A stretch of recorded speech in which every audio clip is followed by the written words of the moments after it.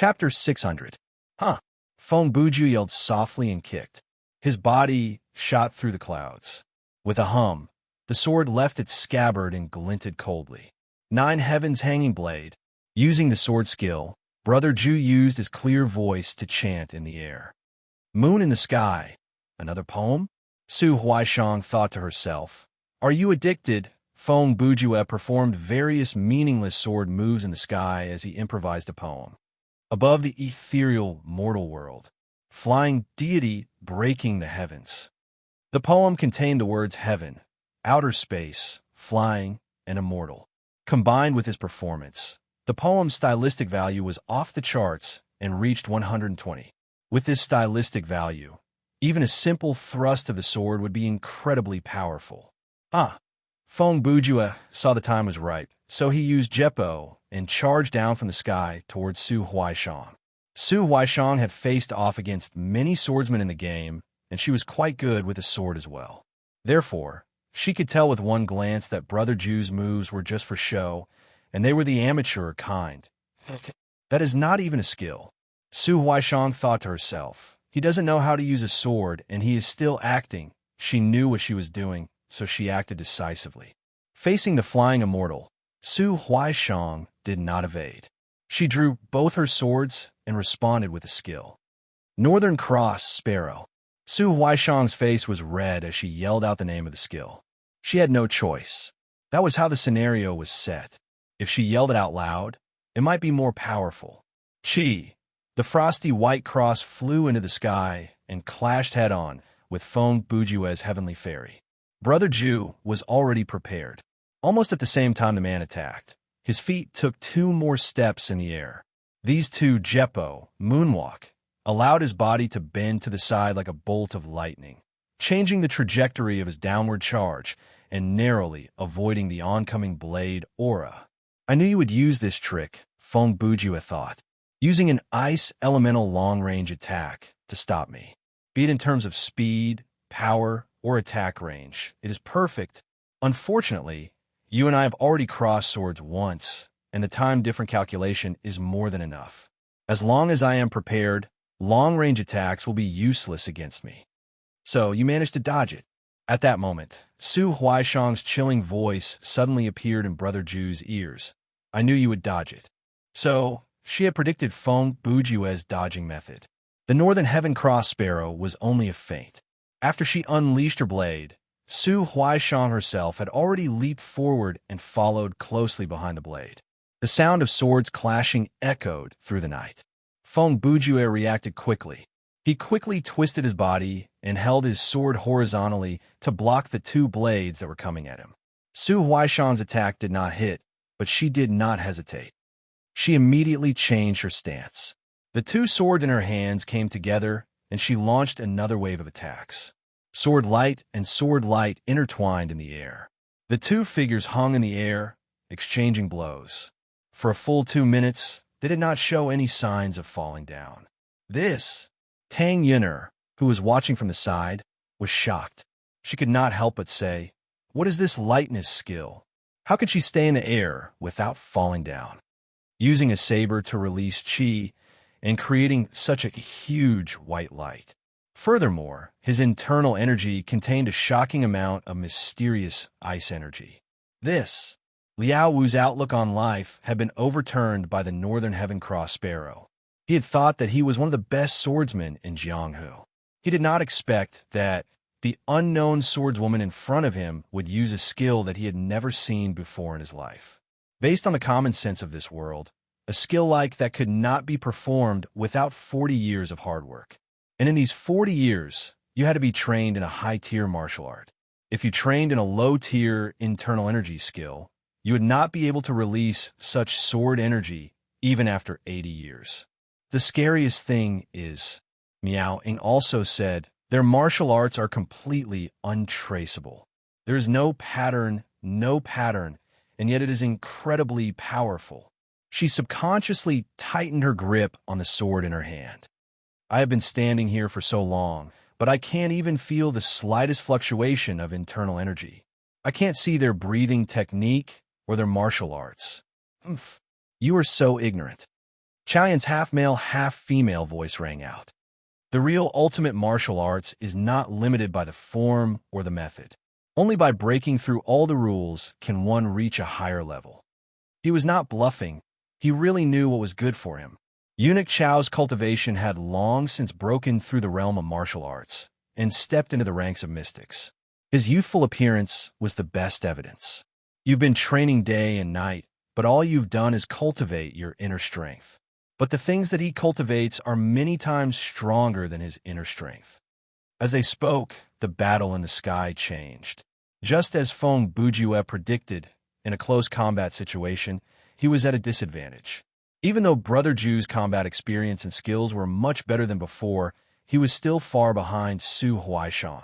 In terms of pure strength and speed, without using the body enhancement technique, he didn't have much of an advantage.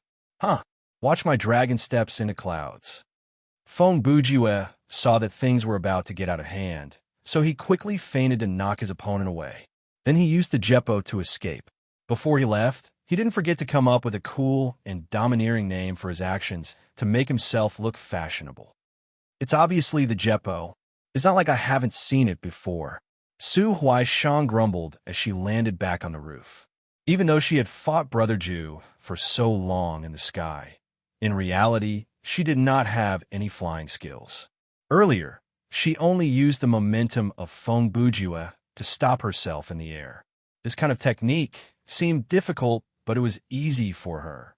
This was because Su Huaishan had a very powerful passive skill called Flying Swallow Step. As the name implied, this move could make her body extremely light under certain circumstances, so light that even a swallow could carry her.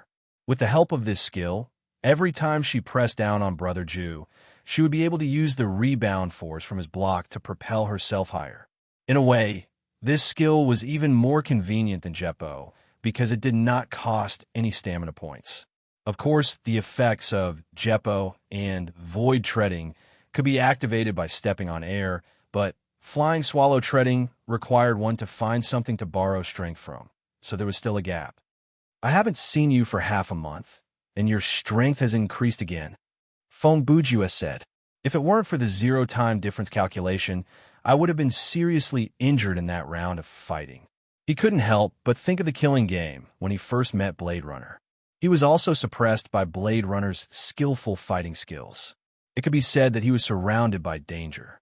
There's no other way. I'll just use my aerial advantage and use Renkyaku to grind down her HP.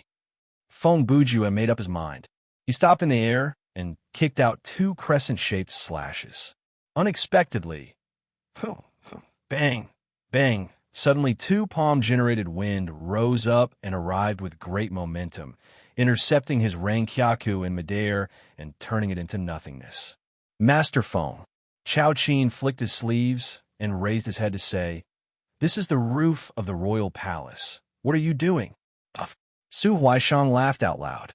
Ever since she entered the scenario, this was the first time she felt so relieved. That's right, Master Feng. If you break the roof of this place, you won't be able to pay for it no matter how many lives you have. Chao Qin's sudden attack and Su Huaishan's mockery caused Brother Ju's fashion value to plummet to 40. Also, that's all there is to your otherworldly fairy. I've already received your attack, and I'm unharmed, Su Huaishan said. Once that was said, Brother Ju's fashion value plummeted to 0. Hey, it's gone to 0 just like that. Feng Bujue screamed internally. And I've been acting like this for so long before the battle started. But after 1 or 2 changes, it'll return to 0. In other words, acting cool was like climbing a mountain. The higher you climbed, the harder you fell. Feng Bujue's fashion value plummeted due to several reasons. First, he had been preparing for that otherworldly fairy for too long, but in the end, it was all bark and no bite. Second, he was at a disadvantage in the close combat and could only fly into the sky and switch to a long-distance attack. Third, his Renkyaku kick was blocked by Chao Qin, and he was mocked by both Eunuch Chao and Goddess Su. The occurrence of these 3 things fell into the eyes of the audience. This caused Feng Bujue's image of a peerless master to crumble. Even though his Renkyaku kick was still a scary skill in the eyes of Liao Wu and the rest, His presence as a person was far less intimidating than when Chao Qin mentioned the sword duel at Chonglin. There's no other way. Feng Bujue calculated in his mind. If I continue to attack with Rankyaka kick, I might trigger a battle with Chao Qin. I can only go down and fight her in close combat. With that in mind, he came up with another plan.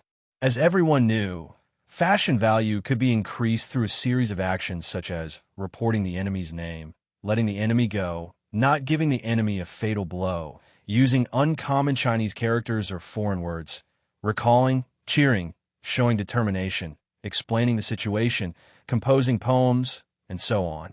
Women could also increase their fashion value by exposing their flesh. The bigger the breasts and the better the figure, the higher the chance of survival in battle, and the more fashion value one would gain. On the other hand, actions such as toying with the weak, showing arrogance because one has the upper hand, using all one's strength from the start, delivering a fatal blow to a dying character, mocking the opponent's stubborn beliefs would cause one's fashion value to decrease and even cause death. Feng Bujue, who was familiar with this set of theories, knew very well that if he wanted to win, it was not impossible. He still had a chance, and that was to use the ultimate and most fashionable method to turn the tables. Turning the tables after being beaten to the brink of death. After deciding on this plan, Feng Bujue made his move, his body hung upside down with his sword slanted in front of his chest. Then he raised his right foot slightly and stomped on the ground. The next second, his whole body rushed down like a bolt of lightning.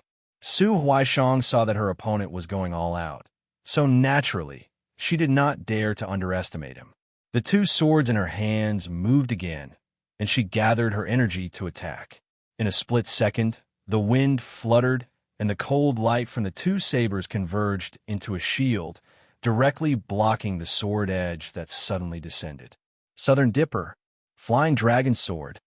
Feng Bujue held the sword in his hand, but he forced himself to use the killing move.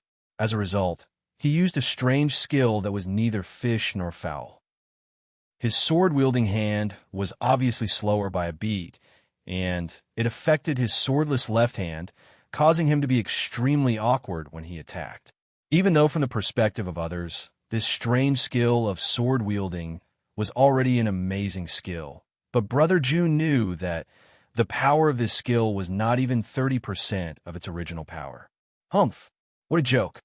Su Huaishang quickly saw through Brother Ju's trick. She immediately raised her swords and charged forward. The two swords came together and weaved a killing net. The treasured sword was broken, and the result was decided. The broken pieces of metal fell to the ground, reflecting silver light under the moonlight. Feng Bujue fell onto the roof, spitting out blood, and his face was pale. Su Huaishang stood beside him, raising her swords and looking at him with contempt. Feng Bujue chuckled. Very good. Everything is going according to plan. Goddess Su, hurry up and make your move. It will be best if you mock me a few more times. I still have 30% of my life points left. After dodging your fatal attack, I will get up and give you a kick and turn the tables. His plan was not bad, but then a shocking scene appeared. Su Huaishang did not make her move, and her expression suddenly softened. She looked at Brother Ju affectionately and said, "You have lost." There was a trace of sadness in her voice. What is going on? Feng Bujue felt like he had stopped at a dead end, and he did not know what to do. Why isn't she making her move? What is the meaning of this line and her expression? Could it be? Do you really think? I really do not know anything, Su Huaishang said.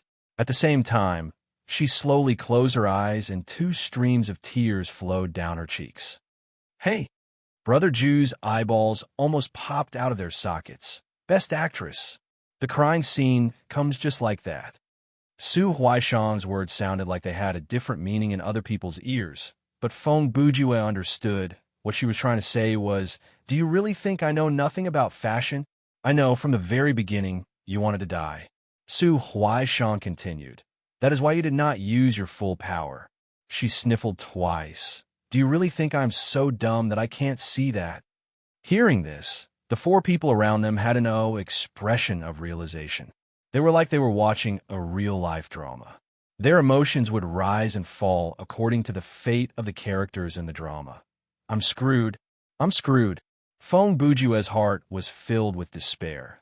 This woman's EQ is much higher than I thought. At this point, Brother Ju did not even know how to continue the conversation. The show had been dragged into Su Huaishang's rhythm. Whatever Goddess Su said, it was the truth. But Brother Ju could only maintain his silence. If he forced himself to continue the conversation, or if he suddenly ran away or ambushed Su Huaishang, his fashion value would definitely plummet to the point of death. Sigh. Su Huaishang let out a long sigh. I know that we are not meant to be together in this life.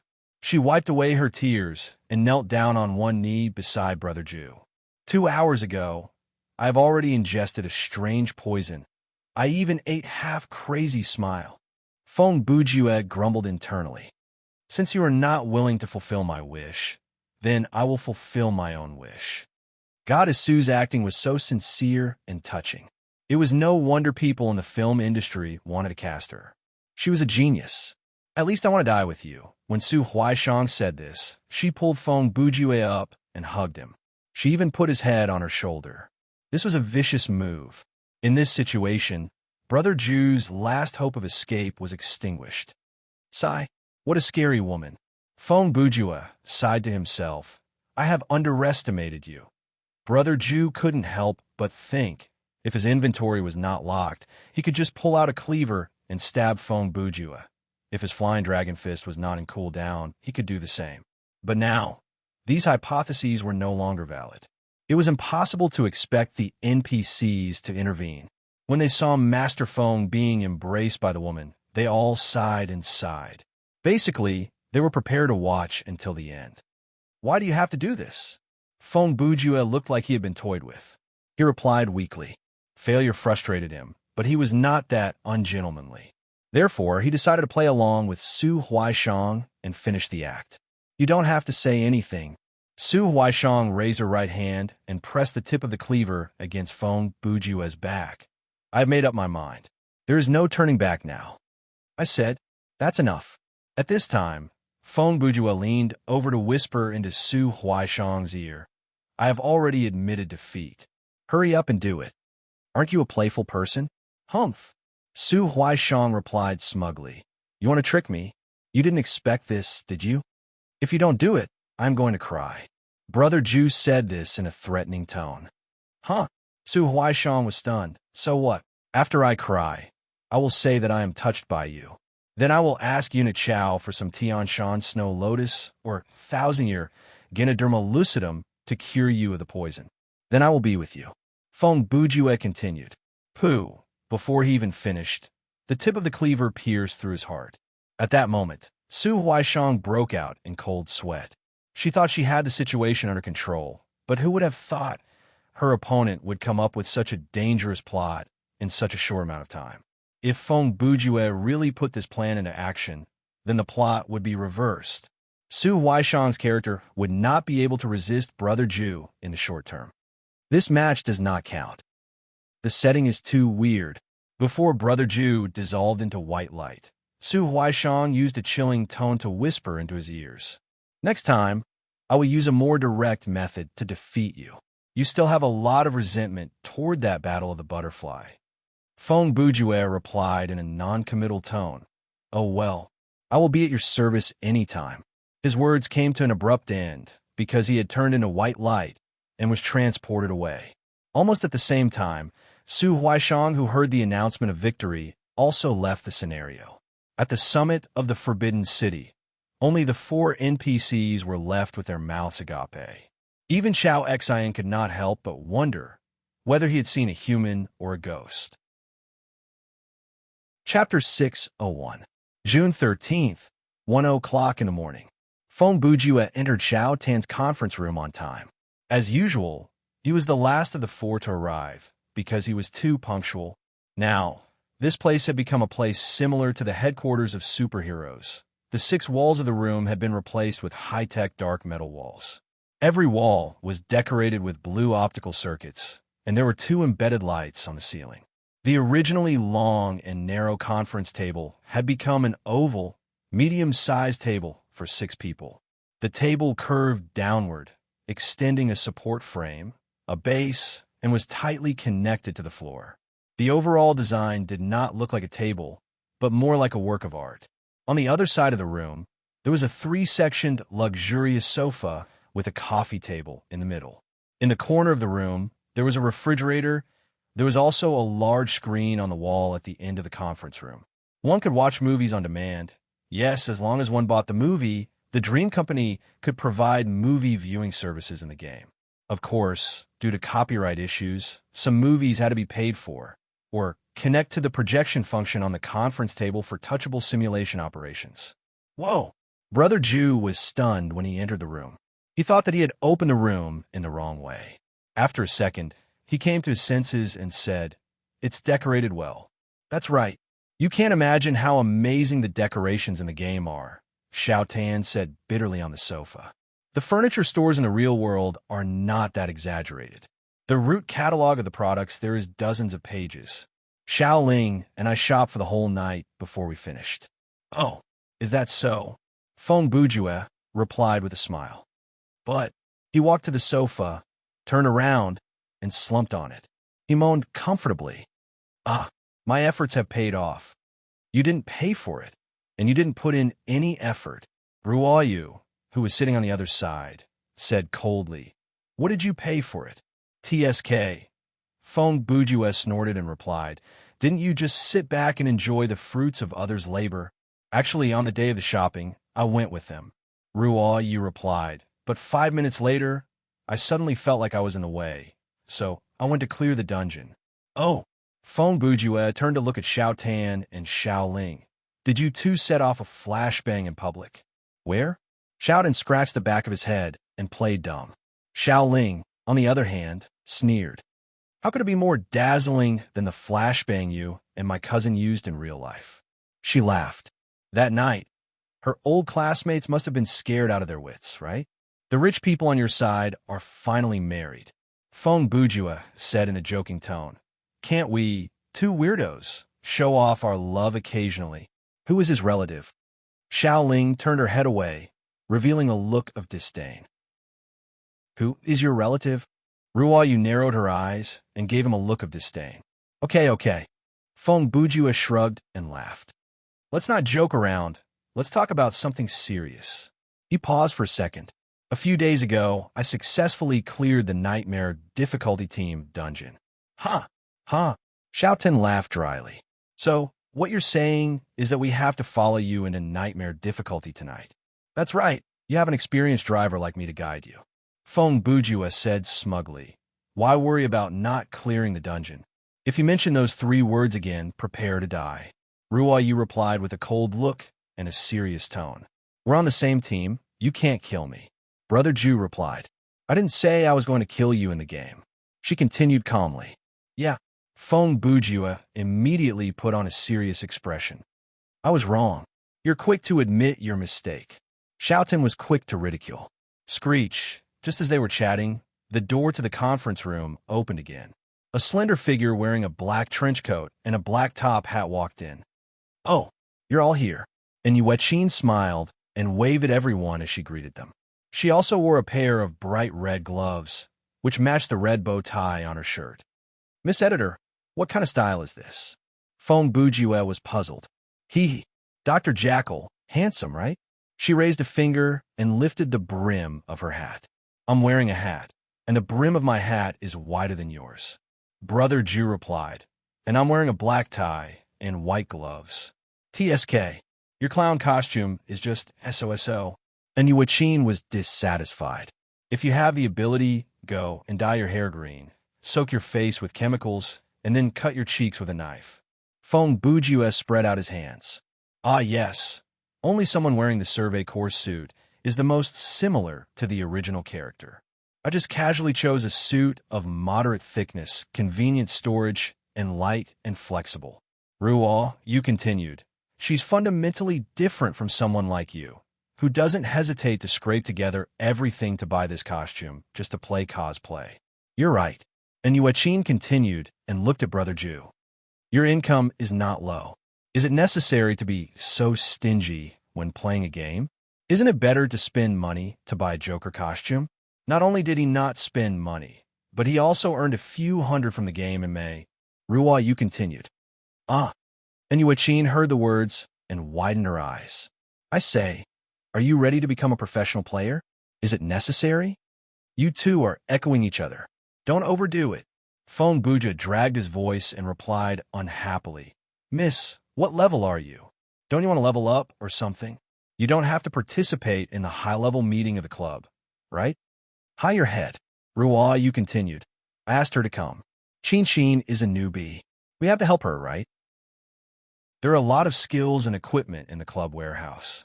It's just right for her to use. Yes, yes. And Yuechin continued, and she looked at Brother Ju again. Don't call her Mr. Editor, Miss, or something. Do you call people like this in the game? I know. Feng Bujue said weakly. In front of outsiders, I usually call a few people here like Rain, Xiao Tan, and Laughing Soul.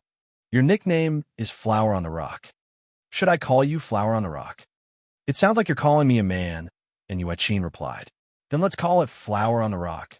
Feng Bujue replied. Okay. And Yuechin thought about it and agreed. She knew that if she said no, Feng Bujue would probably start talking nonsense. By then, names like Stone and like Flower would probably come out of his mouth. Then, when there are no outsiders, should I call you Chin? Feng Bujue asked again. You dare. And Yuechin immediately slammed the conference table next to her. Guild leader, you're offending your superior. Xiao Ling snickered. What do you think the punishment should be? Okay, Lord Editor. Feng Bujue said. Only your girlfriend can call you Chin. Is that okay? Oomph. Ruwa Yu heard the sarcasm in her brother Ju's words and snorted. Are you jealous? That's right. Sister, you can call me that, but you can't, and Yuechin replied. Sigh. Feng Bujue held his forehead with one hand. As the leader of the underworld frontline, you have no dignity at all. In fact, she might not even have dignity, let alone dignity. Then what should I do? Xiaotan raised his hand and pointed at himself. Call her Sister Chin, Xiao Ling said. I'm older than her, Xiaotan replied. Oh, then, what do you want to call her? Xiao Ling suddenly switched to a very seductive tone. She glanced at Xiao Tan from the corner of her eyes. Xiao Tan gave in within half a second. Actually, I'm a primary school student. I can call anyone Sister Chin.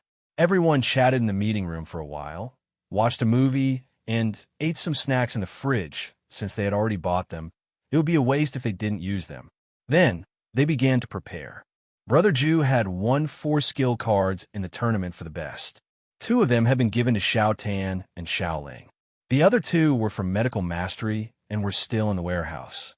Now, he could give them to Yuechin along with some other items. From the appearance of the Dr. Jackal, it was obvious that Yuechin wanted to walk the path of medical mastery in combat. Although she was not level 10 yet, the learning requirements of the 2 medical mastery skills were not high. She would be able to use them before level 20. In addition, during this time, Underworld Frontline had gradually accumulated some other items. The attributes of these items were not bad. It would be a waste to sell them. However, none of the 4 people in the guild had any use for them. Now that Yuechin had joined the guild, this problem was solved. Not long after, Missin was fully equipped and went to the dungeon alone. She also brought along the skills and equipment that she wanted to use but could not use for the time being. After all, for a tycoon like her, the inventory and storage slots were not a problem at all. After Yuechin left, Feng Bujue looked at Ruwa Yu maliciously and said jokingly, Your girlfriend is so lucky. When I was still a newbie, no one gave me skills or equipment. Oh, you want to cut it down and start from scratch? Ruwa Yu replied expressionlessly, whether it's in the game or in life. If you want to cut it down, I can help you, huh? Feng Bujue laughed, but did not answer. At that moment, a strange light flashed across his eyes. I can't do that, whether it's in the game or in life. I still have many things to do. After the 4 of them formed a party, they returned to the login lobby and prepared to join the party. After exchanging some information with his teammates, Feng Bujue decided that it would be better for them to enter a normal difficulty team scenario first. After all, the night was still long. There is no need to challenge the nightmare difficulty right away. They would first enter a normal scenario as a warm-up. Chapter 602. The scenario was based on the DC comic Batman I, Joker. If there was a similarity, it was not a coincidence. Feng Bujue, level 43. Wang Tanji, level 40. Rain Like Rain, level 40. Laughing Soul, level 40. Please select the game mode that your team wishes to join. You have selected Team Survival Mode, Normal. Please confirm.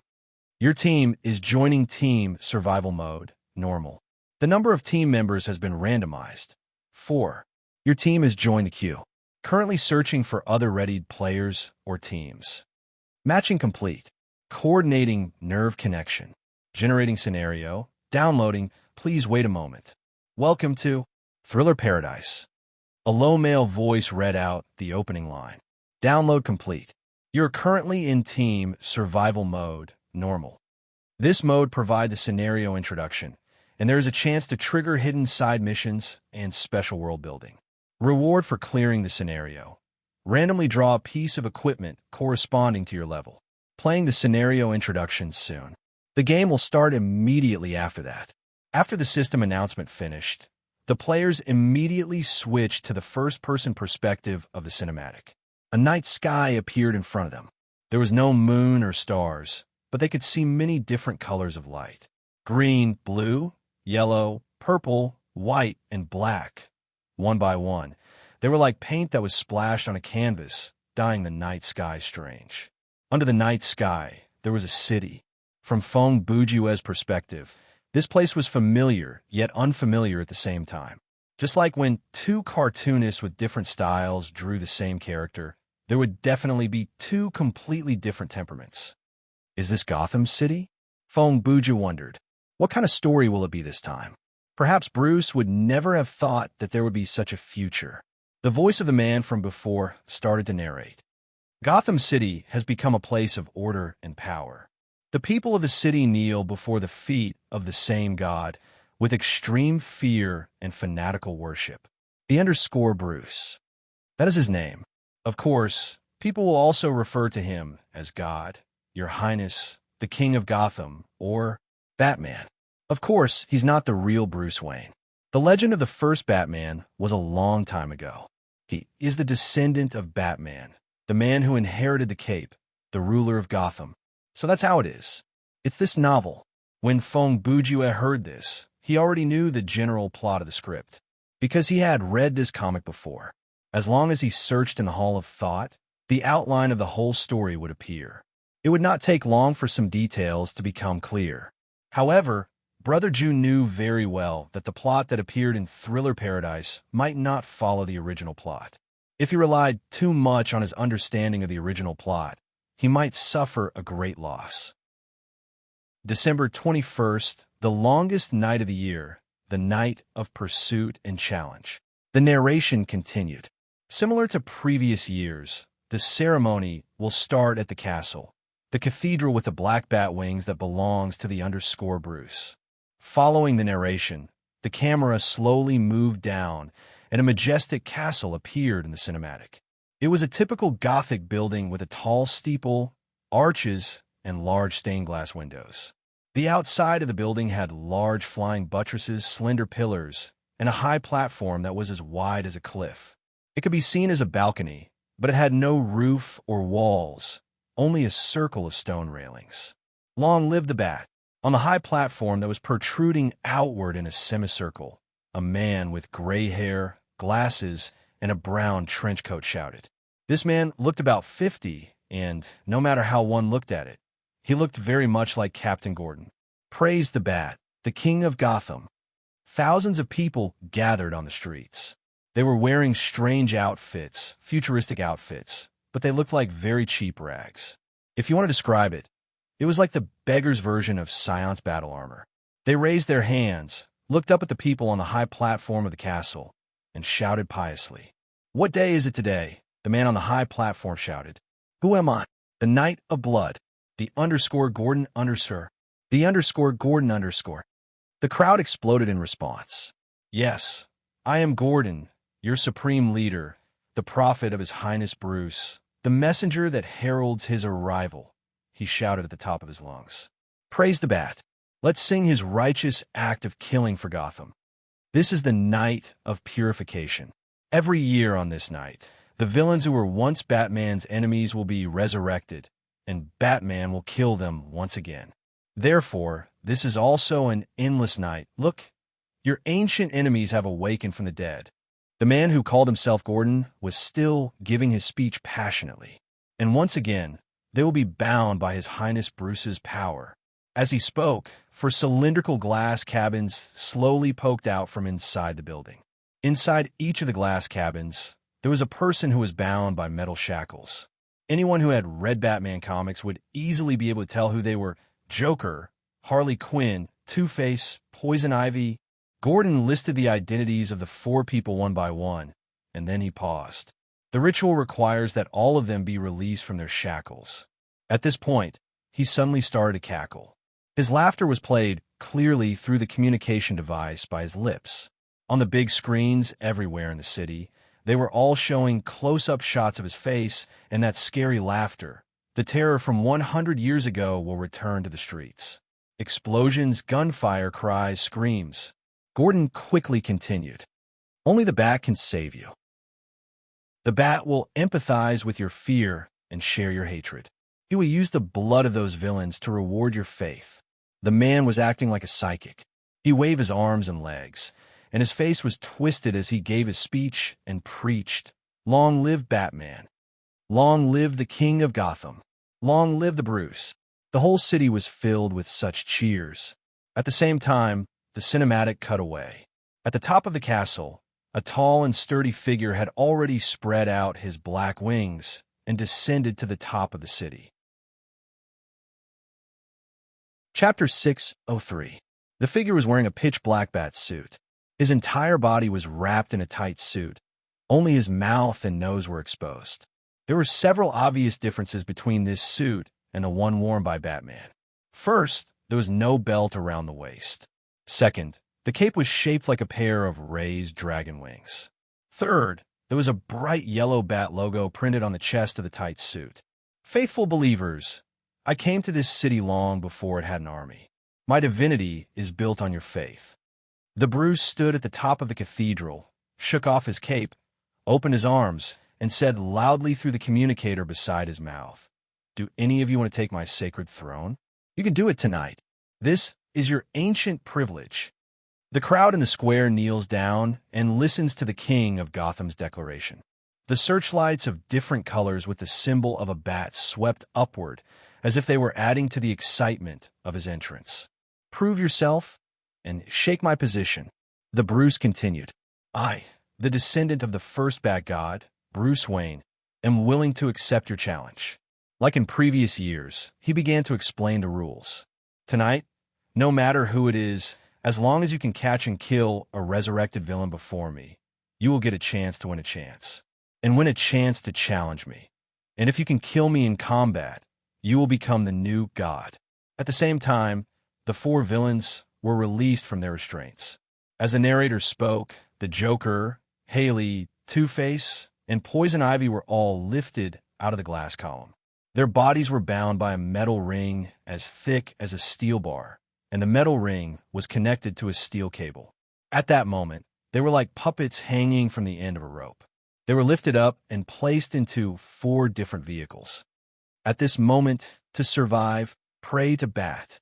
The Bruce turned around and said to the villains, "Beg for mercy, beg for release, beg for slaughter." Before he finished speaking, the 4 villains not far away had already been placed into their respective mounts. The clown was riding in a flat, triangular-shaped modified car. The rear wheels of the car were huge, even taller than the body of the car. The front wheels, on the other hand, were of normal size. The front of the car was equipped with 4 strong searchlights, and the bumper was made into the shape of a big mouth. The front of the bumper looked like a huge, smiling face. Harley Quinn's car was similar to the clown's, but her car was painted red and black, and there was no big mouth bumper in front of the car. The vehicle that Poison Vine Lady was riding was a green flying shuttle that was slightly larger than a motorcycle. The body of the shuttle was decorated with many plant patterns. It used levitation technology and had no wheels. As for the two-faced person's mode of transportation, it was rather shabby. It was a mini aircraft. As a whole, it was a disc with a diameter of less than 2 meters. At most, 2 people could stand on it. There were 2 1-meter-tall operating levers on the disc. They were both operating levers and handrails. However, even though it was simple and crude, at least this thing could fly. In a sense, it had its advantages. Some innocents have to die to save others. The Bruce's speech came to an end. Order has to be turned around for salvation to arrive. My people, show your sins before the villains. The bats will cleanse them. Now, let the slaughter begin. For the 4 of you, the rules are very simple. If you can kill Bruce while being chased by the whole city, you'll be free. But up until now, not a single villain has survived this ritual. Amid the deafening roar and roar, the Joker, Haley, Two-Face, and Poison Vine Lady drove their respective vehicles and charged down 4 different directions. They pushed through the crowd, cut open the bloody road, and drove down the streets of Gotham, disappearing into the night. The introductory cinematic was in place, and the next second, the players gained control of their bodies. Main mission triggered. Survive the pursuit and met up with at least 1 teammate. When Fong Bujue recovered, the mission announcement appeared in his ears. However, he did not have time to look at the menu because he realized that he was sitting in a speeding car with his hands on the steering wheel. Your appearance in the NPC's perspective has been adjusted to Joker's appearance. There's an extra item in your trench coat pocket. 2 more system announcements came. At that moment, Fong Bujue stepped on the brakes. But the car did not stop. In fact, it did not even slow down. As expected, Fong Bujue was calm. He looked ahead and tried to control the steering wheel as well as he analyzed the situation. This car doesn't even have a brake in. He tried to move his shoulders. The seat belt has pinned me to the seat. For the bats. Suddenly, a shadow rushed out from the front. The man blocked the road and yelled his slogan. There was a fanatical expression on his face. When Fong Bujue saw this, he did not do anything special. He merely continued to drive and allowed the martyr to run into his clown car. Bang! The man was knocked into the air and landed on the shoulder of the road. A few seconds later, he died on the spot. His body collapsed in a pool of blood in a twisted posture. Some of the purple gas that leaked out from the clown car stained his body, causing the dead body to have a grin on his face. Humph, how ironic. Fong Bujue had no sympathy for the man who had a death wish. He laughed coldly. Faced with that kind of situation, the real clown would never turn the steering wheel. Therefore, the real villain will be fine. He shook his head. Only a good person would turn the steering wheel to avoid that person and cause the car to lose control. At the same time, on the street behind Fong Bujue, a Batmobile zoomed over and stopped next to the dead body. The Bruce jumped down from the car and bent down to pick up the dead body. He mumbled, "Look, the clown's first victim." He was not talking to the air. In this city, there were surveillance cameras everywhere. There were many moving cameras in the air. I will avenge this innocent victim, I swear. The Bruce vowed. His heroic posture was broadcasted and played on countless big screens in the city. Even Fong Bujue, who was driving, saw this scene through the screens on the street. Brother Ju laughed. "If you dare to come, I dare to kill you." As he spoke, he took out the WJQ 308 military shovel from his backpack. "But if I kill you like that, it would be too undramatic." Obviously, without any restrictions on his abilities, Fong Bujue did not take a boss like the Bruce seriously at all. At this moment, he was already planning something else. This belt is quite tough. Coming up with a plan in his mind, grumbling on his lips, his left hand on the steering wheel, his right hand holding the military shovel, and using the saw edge of the military shovel to cut at the seat belt on his body. This was Fong Bujue, a man who was used to multitasking. Not long after, he successfully broke free from the restraints and leaped out from the top of the speeding car. The car that went out of control soon hit the wall and flipped over. Brother Ju did a light somersault in the air and took a few steps to offset the inertia before landing on the ground. Okay, the next thing is He stood in the middle of the street and looked around. There was no one on the dark street, but in the sky about 7 or 8 meters above the ground, there were a few moving cameras that looked like falcons circling in the air. The clown accepted the punishment of the bat. Suddenly, there was a loud shout. Following the shout, a figure in a bat suit swung down from the sky with a rope in his hand. He flew at Brother Jew. More than 230 pounds, ordinary tights, ordinary cloak, mask, and gloves. The outline of the muscles on the clothes is sewn. Extremely weak, fat, and clumsy. In just a moment, this information flashed through Fong Bujue's mind. Oomph. Brother Jew looked at the figure that was flying towards him and snorted coldly. He did not even bother to use any skills. He just tilted his body slightly and dodged the opponent's attack. When the person swung past him, Brother Jew elbowed him in the waist. The fake Batman fell from the rope and landed heavily on the ground. The sharp pain in his waist almost made him faint. Compared to this, falling on his back was nothing. What do you want? Fong Bujue took several steps forward to stand next to the man. He looked down at him and said, "Do you think you can kill me? Then defeat the Bruce and become the new god?" Air. The fat man could not speak. Perhaps he had suffered internal bleeding, or perhaps his spine was injured, or perhaps he was just afraid. Fong Bujue chuckled for some reason. He raised his head and glanced at the moving cameras. Then he bent down to talk to the fat man on the ground. "Look at your expression. What's so serious?" He looked into the man's frightened eyes and said, "Come, smile." At this moment, the situation here was being broadcasted on big screens all over the city. The storyboards at the edge of the screen were showing other people fleeing in vehicles. Everyone was watching this scene, including the underscore Bruce himself. "Don't you understand?" Fong Bujue saw no reaction from the man, so he took out a pistol from his pocket. This was the gun that he had obtained after entering the scenario. He pressed it between the fat man's brows. Cough. Air. The fake was so scared that he was about to cry, but he forced a twisted smile. The irony was, he was still wearing the self-made bat mask on his face. That's more like it, Fong Bujue said with satisfaction. Then he stood up and put the gun away. The man's taut nerves relaxed, and he fainted. Brother Jew smiled noncommittally. Then he raised his head to look at the moving cameras. "My villainous friends, listen up," he read aloud. "Lu, Song Zao, Yun Chao He, Cloud Chao He. A long day can only be resolved by one chess piece." After stuttering these 2 sentences, he turned and left.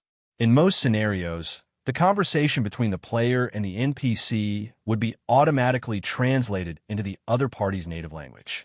However, the 2 sentences that Brother Jew said, the characters in the scenario really did not understand them. From what they heard, the clown uttered some strange syllables, and they had no idea what they were talking about. At the same time, the other 3 people in the city, Ruoyu, who was played by Haley, was still sitting in the car. Her situation was similar to Brother Jew's several minutes ago. The car had no brakes, and the seatbelt was locked. Her solution was similar to Fong Bujue's. She chose to use the sword to cut open the seatbelt. However, Ruoyu's ability to multitask was weaker than Brother Jew's. She needed to control the car at high speed and cut open the seatbelt at the same time, so it would take her much longer. Furthermore, it was not that convenient to use Holy Seal inside the car. This was not a military shovel that was only 40 centimeters long, but a sword that was more than 1 meter long. How embarrassing would it be if she accidentally cut herself? Xiaoling's situation was slightly better, since she had a military dagger with her. When Fong Bujue was reciting the poem, she had already escaped from the shuttle. By then, she had cleverly entered the city's sewers and temporarily escaped the surveillance of the cameras. Xiao Tan's situation was even worse. First of all, although his vehicle could fly, there was a limit to how high it could fly. Secondly, the speed of the aircraft was too slow. Its top speed was only 40 kilometers per hour. Thirdly, his hands were fixed to the control stick by 2 welded iron rings. His feet were also locked to the base of the aircraft by 2 similar metal objects. In conclusion, Xiao Tan temporarily could not reach into his inventory to grab anything, so he could only fly the aircraft around. The worst part was he was trapped in an area with a lot of people. There were a large number of people on the streets and on the buildings on both sides. Some of them were dressed as civilians, while others were dressed as Batman or Batgirl. These people chased after Two-Face and used all kinds of self-made weapons. A few of them had guns to attack Xiao Tan. Back to Brother Ju, Feng Bujue quickly walked for a while and stopped next to a power distribution cabinet on the side of the road. This should work, he muttered to himself, then took out the divine weapon military shovel again and pried open the box in no time. Then Brother Ju did something shocking. He took off his gloves and put his hand in. His hand that had been electrocuted was immediately charred, and his body emitted a burnt smell. After he fell to the ground, his whole body spasmed for a while. But a few seconds later, Feng Bujue struggled to get up. He put the gloves back on without a change in expression, allowing the burnt flesh to stick to the gloves. The people who were watching the live stream were shocked. Very good, this kind of burn won't cause continuous damage. It's just a little painful. Brother Ju thought to himself, but the loss of life points is quite shocking. I pulled my hand back at the moment of contact, and I lost 50% of my life points. He licked his dry lips. If this happened in real life, I'd probably die several times over. He was not wrong. If this happened in real life, he would not be able to pull his hand back. Even if he could pull it back, that 1 second was enough to electrocute an adult to death. Phew! After being electrocuted, Feng Bujue stretched lazily and let out a comfortable groan. In the next second, his expression abruptly changed. 5 to 6 golden lights suddenly flew out from his hand, and each of them followed a very precise trajectory and hit a moving camera. What happened earlier? The Bruce looked at the screen that was filled with static and asked in a low voice. By then, the ruler of Gotham had returned to his castle. He stood inside a room that looked like a command center. The entire wall on his right was filled with screens. In this room, he could see all the images sent back by the city's surveillance cameras and moving cameras. Several workers in uniforms. The style was similar to the first Robin's uniform, and there was an symbol on the left chest. Were busy at the operator's table. They were checking various data and giving feedback. Did he shoot? The man who called himself Gordon and looked very much like Gordon quickly answered. He stood not far away from Bruce, holding his master's batsuit and cape in his hands. I don't think so, Bruce said. Even if the beams of light were indeed gunshots. What about the electrocution earlier? What was that about? We've already modified him into a clown. He's now a madman. Who knows what he's up to? Gordon said. I think I know. Another person beside him chimed in. It was a bald, old man. He wore glasses and a dirt-colored lab coat. He was Professor Clibben, the Bruce's most important subordinate. At the moment, he was using a portable device to check Bruce's condition, so Bruce took off his jacket and cape. This person must be very clever. He realized that there was a tracking chip in his brain, but he knew that he didn't have a means to remove the chip, Professor Clibben said. Therefore, he used the electrocution method. I think the professor is right. Before he destroyed the moving cameras, we lost the tracking signal from him.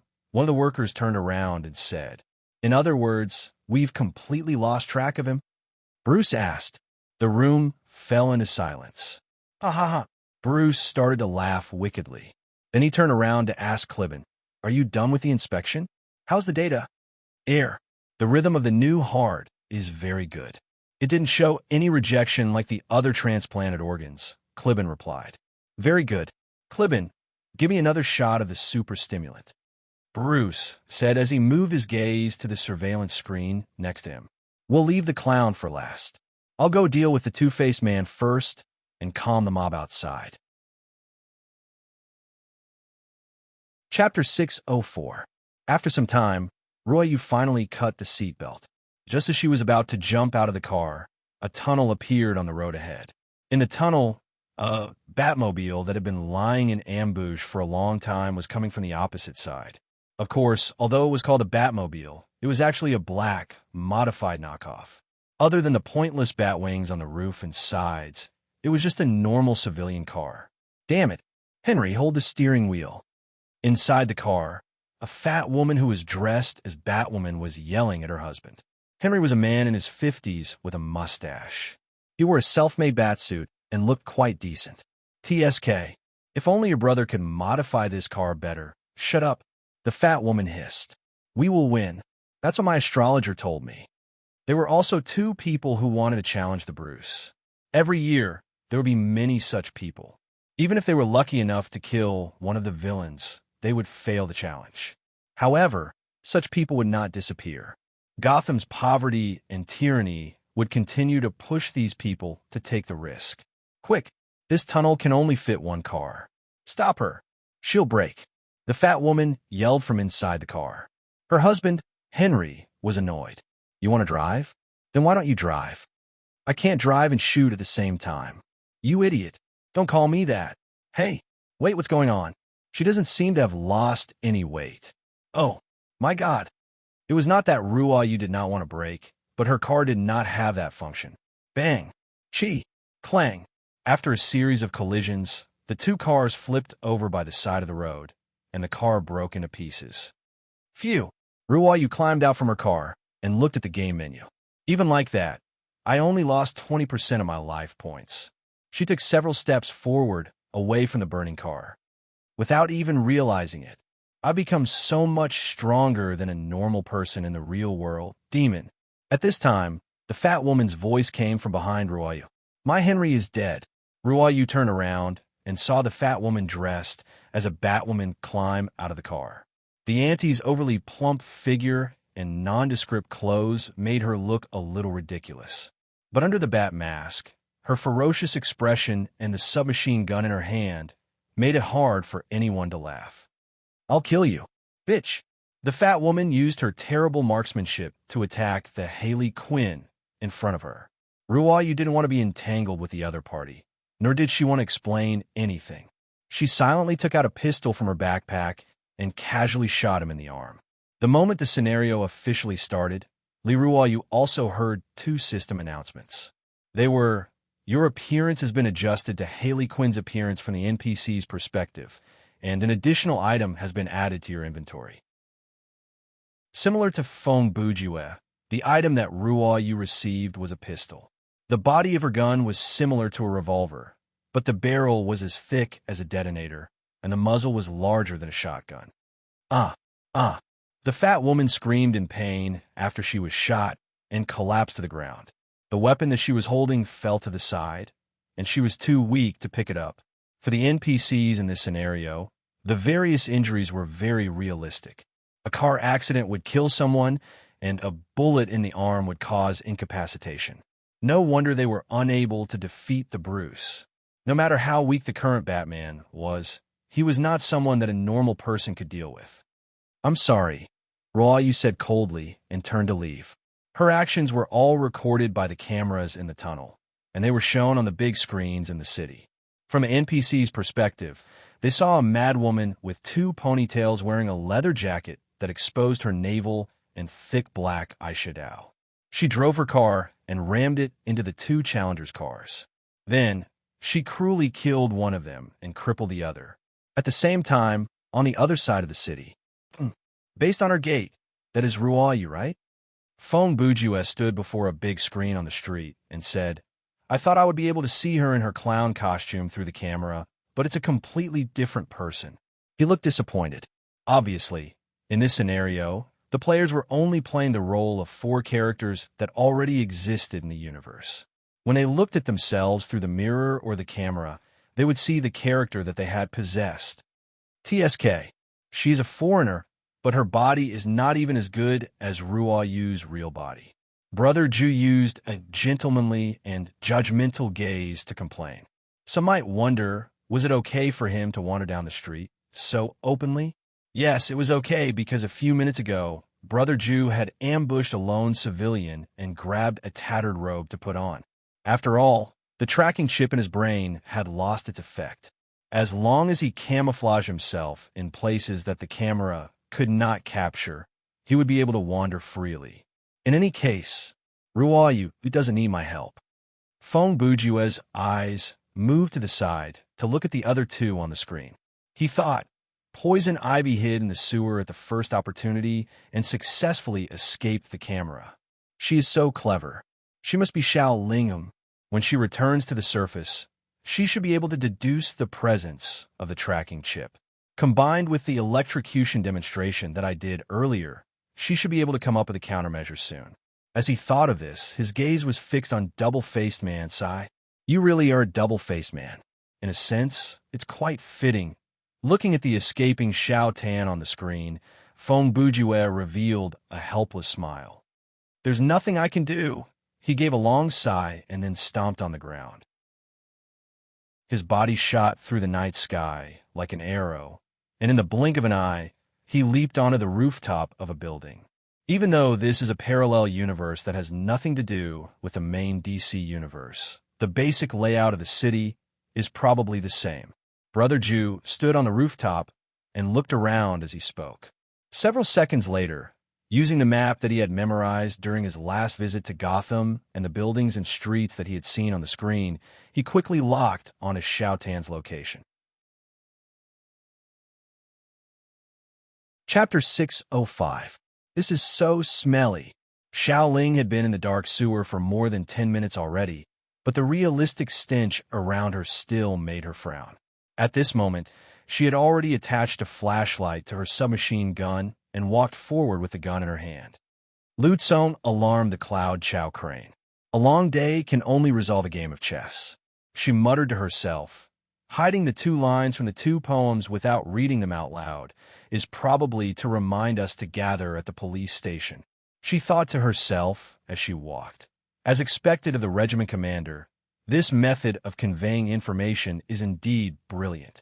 Even if I explain it in front of the camera, the NPCs in the scenario will not be able to understand it. Only players like us will be able to understand it. When she thought about this, her expression shifted. Wait, can Xiaotan do it? The more Xiao Ling thought about it, the more worried she became. But Brother Ju must have considered that as well. He won't just leave Xiao Tan like that. He should have found a way to deal with him already. With that thought in mind, she felt much better. Even though Xiao Tan's literary skills were unreliable, Brother Ju's strategy was reliable.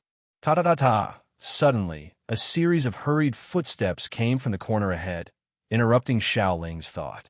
At the same time, several light sources came on from that direction. Pursuers!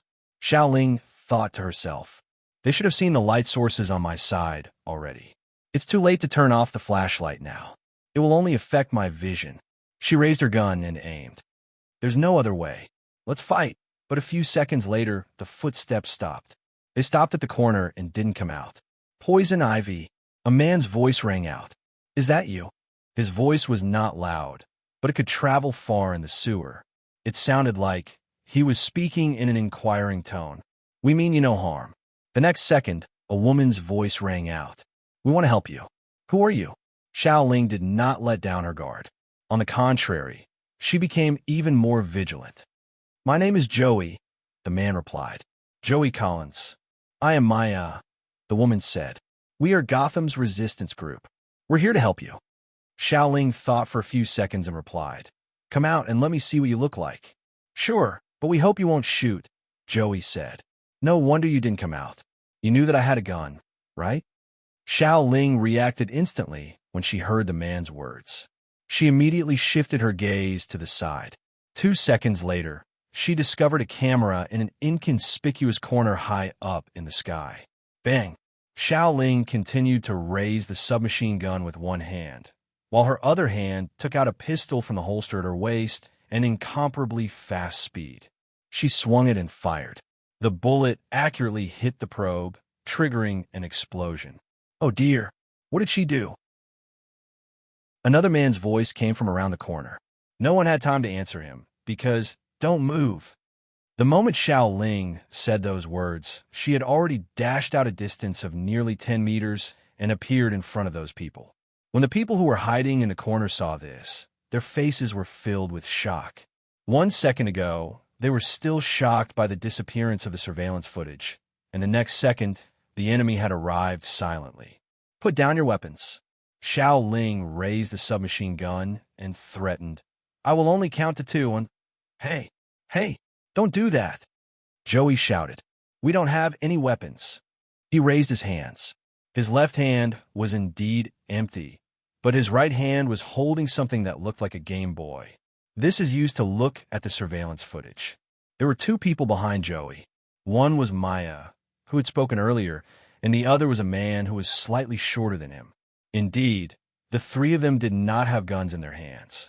They only had flashlights. "Listen, we know that you're not the resurrected Poison Ivy." Maya said, "Please stay rational. You're not the person in your memory. The Bruce and his minions erased your original memory and implanted many crazy and terrible things in your mind." "Oh." Xiao Ling was slightly startled and thought, "So this is the setting. I know I'm not the Poison Ivy." Xiao Ling immediately replied, "I'm also very rational, so I don't trust you." "Look, I said this is a terrible idea." The short man standing at the back said, "Let's go, Joey, before she attracts the pursuers." "Dar, be patient." Joey waved his hand and interrupted Dar. Then he turned to Xiao Ling and said, "Listen, ma'am." He looked around. "The sewer is the stronghold of our resistance group. We installed many surveillance cameras here to escape the pursuit of the Bruce's men. If we want to kill you, wouldn't it be better to turn off the flashlight and set up an ambush in the dark with a gun?" Xiao Ling observed them quietly. Joey's eyes were sincere, Maya's eyes were full of concern, and Dar looked annoyed and worried. He looked back from time to time. It seemed that the 3 of them were not lying. "Well, I'll believe you for the time being." Xiao Ling raised the muzzle. "Then, tell me what I need to know." She acted very shrewdly and tried to extract information from them. "First, you have to get rid of the tracking chip," Joey replied. "Tracking chip?" Xiao Ling was puzzled. "It's on me. It's in your head." Joey continued, "That chip also records the memories of Poison Ivy and can make your personality very violent." Hearing this, Xiao Ling suddenly realized why Feng Bujue took the initiative to get electrocuted. With this as evidence, it seemed that the identity of the 3 of them as part of the resistance was basically confirmed. In fact, if Brother Ju was here, he would be able to confirm this immediately, because Joey and Maya were the male and female protagonists in the original comic. In the original plot, the leader of the resistance group, Joey Collins, the descendant of the Joker, was transformed into the Joker, and the other 4 members of the resistance group were transformed into the Penguin, the Riddler, the Two-Faced, and Thundercloud. Their appearances have been forcibly altered to look like those supervillains, such as Penguin Man.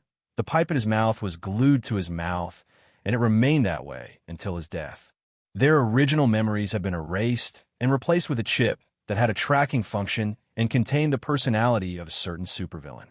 And now, the script that the 4 of them were experiencing in Underworld Frontline actually happened a year before the original comic.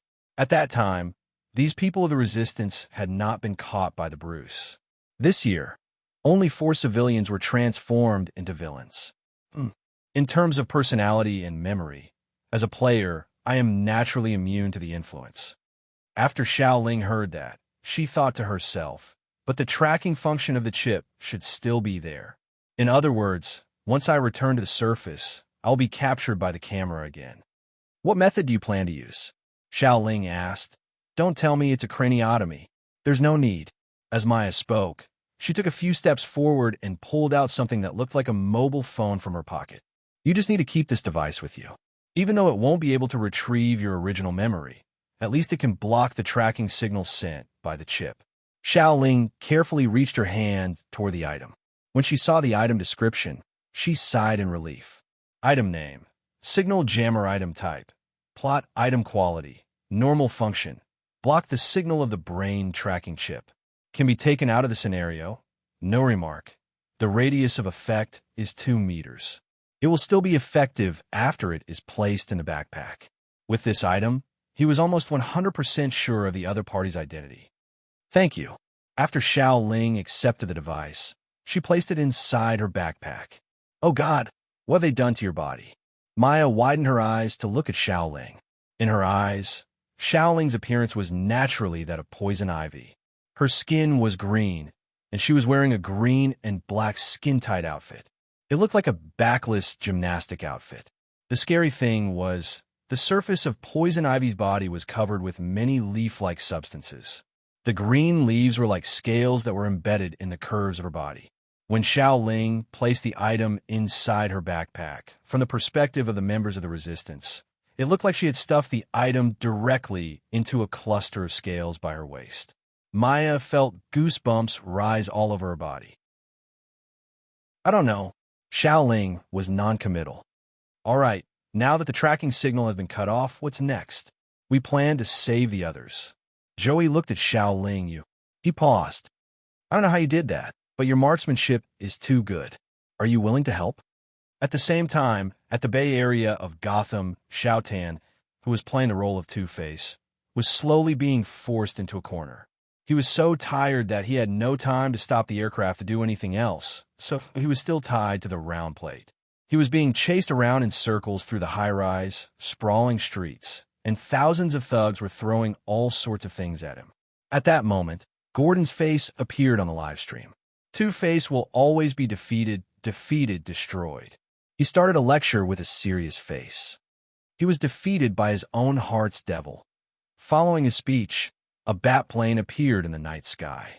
This time it was the real Bruce. He is a stubborn villain, Gordon said.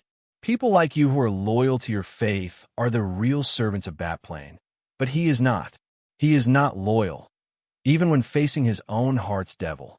Just as he said that, Xiaotan's aircraft suddenly went out of control. What's going on? Xiaotan was shocked. He realized that the aircraft under his feet seemed to have been taken over by someone else, and it started to flip uncontrollably. When the coin flips, his power will weaken. Gordon continued to speak. To be honest, the power that comes from his hatred is really amazing. But that power will never last. His heart's devil is the reason for his downfall, because he does not understand the power of faith. At this point, Xiaotan's aircraft broke through the limit of height and flew into the sky. It was like a coin being flipped. Chapter 606. To the Bruce, tonight's ritual wasn't a game. It was just an execution. Every year, he and his army would secretly arrest a few people who opposed the Bats or were not loyal to the faith. Then, with the help of Professor Kleiber's technology, they would transform them into super criminals. Then, on the night of December 21st, he would release these people and engage in this so-called game of tag. On the surface, everyone had a chance to win. As long as the villains could kill the Bruce, they would gain their freedom. And as long as the civilians could kill any one of the villains, they would gain the chance to challenge the king of Gotham and replace him. But in reality, everything was under the Bruce's control. The vehicles of the villains were all tampered with. Their brains were messed up by the chip. Their movements were always under surveillance. And the weapons given to them were all one bullet. In the past few years, no one had even managed to escape from a vehicle. The reason was simple. Without any tools or external help, they could not break free from the seatbelts or other restraints. The only thing they could do was drive around the city in a state of confusion and eventually die in a car accident or from the Bruce's pursuit. Only in a very rare situation would the villains be killed by the armed civilians. Once that happened, the Bruce would keep his promise and fight the challenger head-on. But as for the result of the battle, as mentioned before, the civilians in this universe were ordinary people from head to toe. And the Bruce's body was a war machine that had been modified over the years. The result was self-evident. So, to put it bluntly, the annual ritual was actually a blood sacrifice with heavy religious overtones. In order to let the people who had been tormented by tyranny and poverty find catharsis and strengthen their faith, in order to let them experience the power and mercy of Bats, in order to remind them of the horror of life, without Bats, this ritual would continue. Gordon, after killing Two-Face, I will rest for 15 minutes. Let the Robins locate Haley and Poison Ivy's coordinates so that we can prepare for the next massacre. As the Bruce controlled the plane to fly toward Xiaotan, he was already planning the next step. About that. Gordon's voice came from the other side of the walkie-talkie. He sounded hesitant. 2 minutes ago, Poison Ivy's tracking signal was also cut off. Now both her and Clown's whereabouts are unknown. He paused for a moment. And that Haley, she got a cold weapon from somewhere and used it to destroy all the mobile cameras that tried to get close to her. She even destroyed 2 of our hovercrafts. I can only order all the units to stay away from her for the time being. What did you say? Bruce could not believe his ears. In this independent parallel universe, there was no setting related to the Justice League. Are you crazy? Is she an alien? He shouted angrily. Forget it. Wait until I get rid of Two-Face and come back. After Bruce said that, he cut off the communication. This was because his Batplane had already arrived near the Two-Face person's out-of-control aircraft. Do you have any beliefs? Bruce turned on the broadcast function on the plane, hovered in the air, and shouted to the civilians below. We do. Praise the Bat. Be loyal to the Bat. Long live the Bat God. The crowd below erupted into a tsunami of responses. Okay then, I'll give you Two-Face. As Bruce said that, he controlled the Batplane to aim at the disc-shaped aircraft that was flipping in the air and accelerated toward it. At this moment, Shao Tan's hands and feet were still fixed to the aircraft. Even though the disc-shaped aircraft was flipping repeatedly, he could not fall. Under the repeated high-speed flips that were out of his control, Shao Tan was already dizzy. It was good enough that he did not throw up. Faced with the aircraft that was charging toward him, he was almost in a desperate situation. Easy as pie. 2 seconds before he hit the target, the corners of Bruce's mouth had already curled into a smug sneer. Unexpectedly, there was a loud bang. A red figure fell from the sky like a red missile and landed directly on the nose of the Batplane. What kind of joke is this? The Bruce's face showed a rare look of surprise. Through the glass of the cabin, he saw a person, the clown. A few days ago, this clown was still lying in the lab of the Batplane castle, undergoing modification surgery with a face full of fear. But at this moment, he seemed to have turned into another person. In the wind, he stood heroically on the cabin with a maniacal smile on his face. However, Bruce's shock did not last long. The king that could rule Gotham for so many years was not to be underestimated. In less than 2 seconds, the Bruce recovered. He grabbed the control stick before him and stabilized the tilted body of the aircraft from the impact. He immediately activated the weapon system. 2 machine guns emerged from the 2 wings of the cabin and locked onto the target that was close at hand. Looks like I'll have to deal with you first. The Bruce was a character that was calm and ruthless. After this sudden change that could not be explained by science, he was not afraid at all. After all, the mob down there has been waiting impatiently for a long time already. He thought that as long as he fired the machine guns, he would be able to take care of the clown before him. But just as Bruce's finger was about to press the fire button, Fong Bujue punched through the Batplane's cabin and poked his upper body into the cockpit. Cough! The next second, a strong hand gripped Bruce's throat. He only had time to utter a short syllable before he was unable to speak. Hi, Batplane.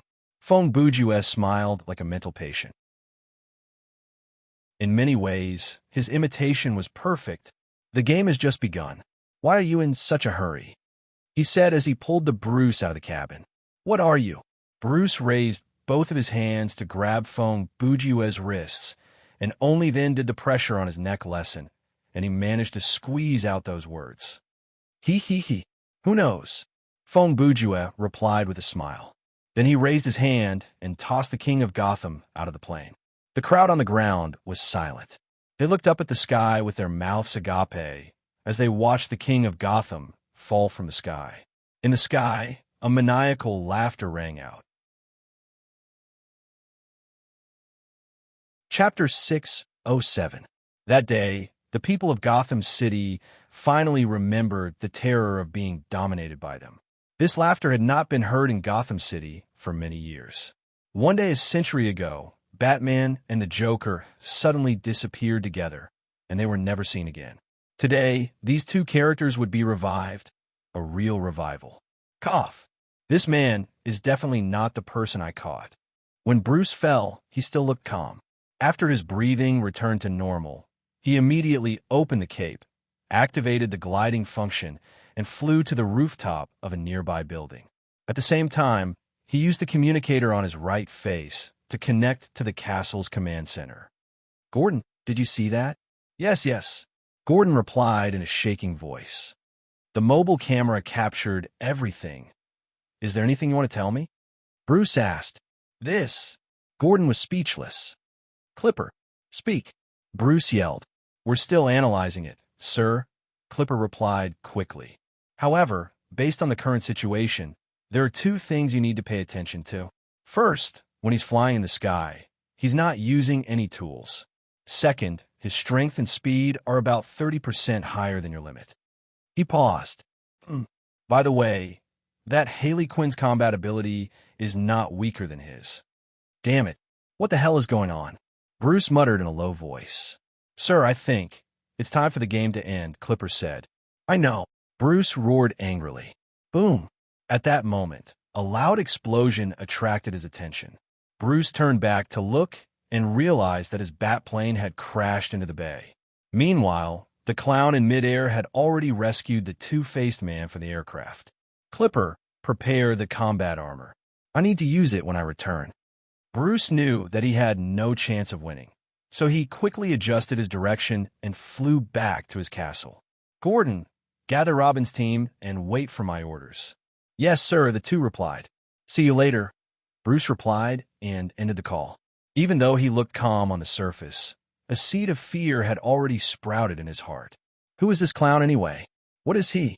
Could there really be evil spirits in this world? And resurrected on this very night? At the same time, in another part of the city, it has been a while since I last saw those Falcon-type cameras.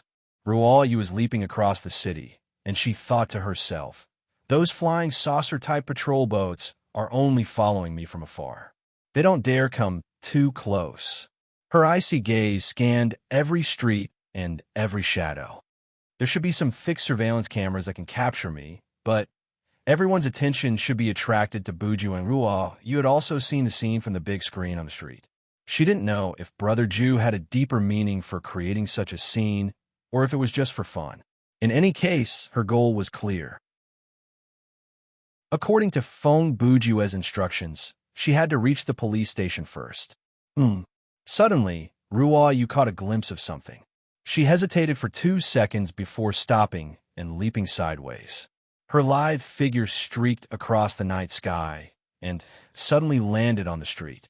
"Hey!" At the entrance of a dark alley about 10 meters away, Xiao Ling was waving at her.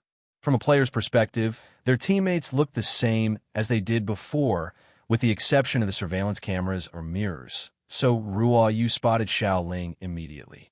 "How did you find me?" Ruayu asked as she walked forward. "It's a long story. Here, take this first." Xiao Ling did not waste time and quickly passed her a signal jammer. After Ruayu accepted the item, she glanced at the item description and said, "So, that's why no wonder I keep getting caught on camera." She instantly understood why she couldn't shake off the pursuit even though she had destroyed all the surveillance cameras within her sight. "Follow me. We'll go underground," Xiao Ling said as she led Ruayu into an alley. The alley wasn't very deep, and the only spy inside had already been shot by Xiao Ling. At the end of the dark alley was an entrance to the sewers. Joey was standing there waiting. "Hello, ma'am," he greeted Ruayu. "This is Joey, the leader of the resistance. Don't just stand there. Go, go, go." Xiao Ling quickly explained the situation to Joey before shouting, "Don't just stand there." Joey was obedient. He turned around and moved away from the entrance to the sewers, grabbed the ladder, and climbed down. The two players did not have to go through so much trouble. A drop of a few meters would not cause any harm to them. With Xiao Ling taking the lead, she supported herself with one hand and jumped down. Ruayu followed closely behind her. In the sewers, apart from Joey, there was a female NPC standing next to him. She looked to be in her 20s. She had a head of orange-red hair, and her face and body were considered beautiful. "This is Maya, also a member of the resistance," Xiao Ling said. "Hello." Maya greeted Ruayu. "Hello," the latter replied. Just as they were exchanging words, a mission notification rang in their ears. "Current mission completed. Main mission updated.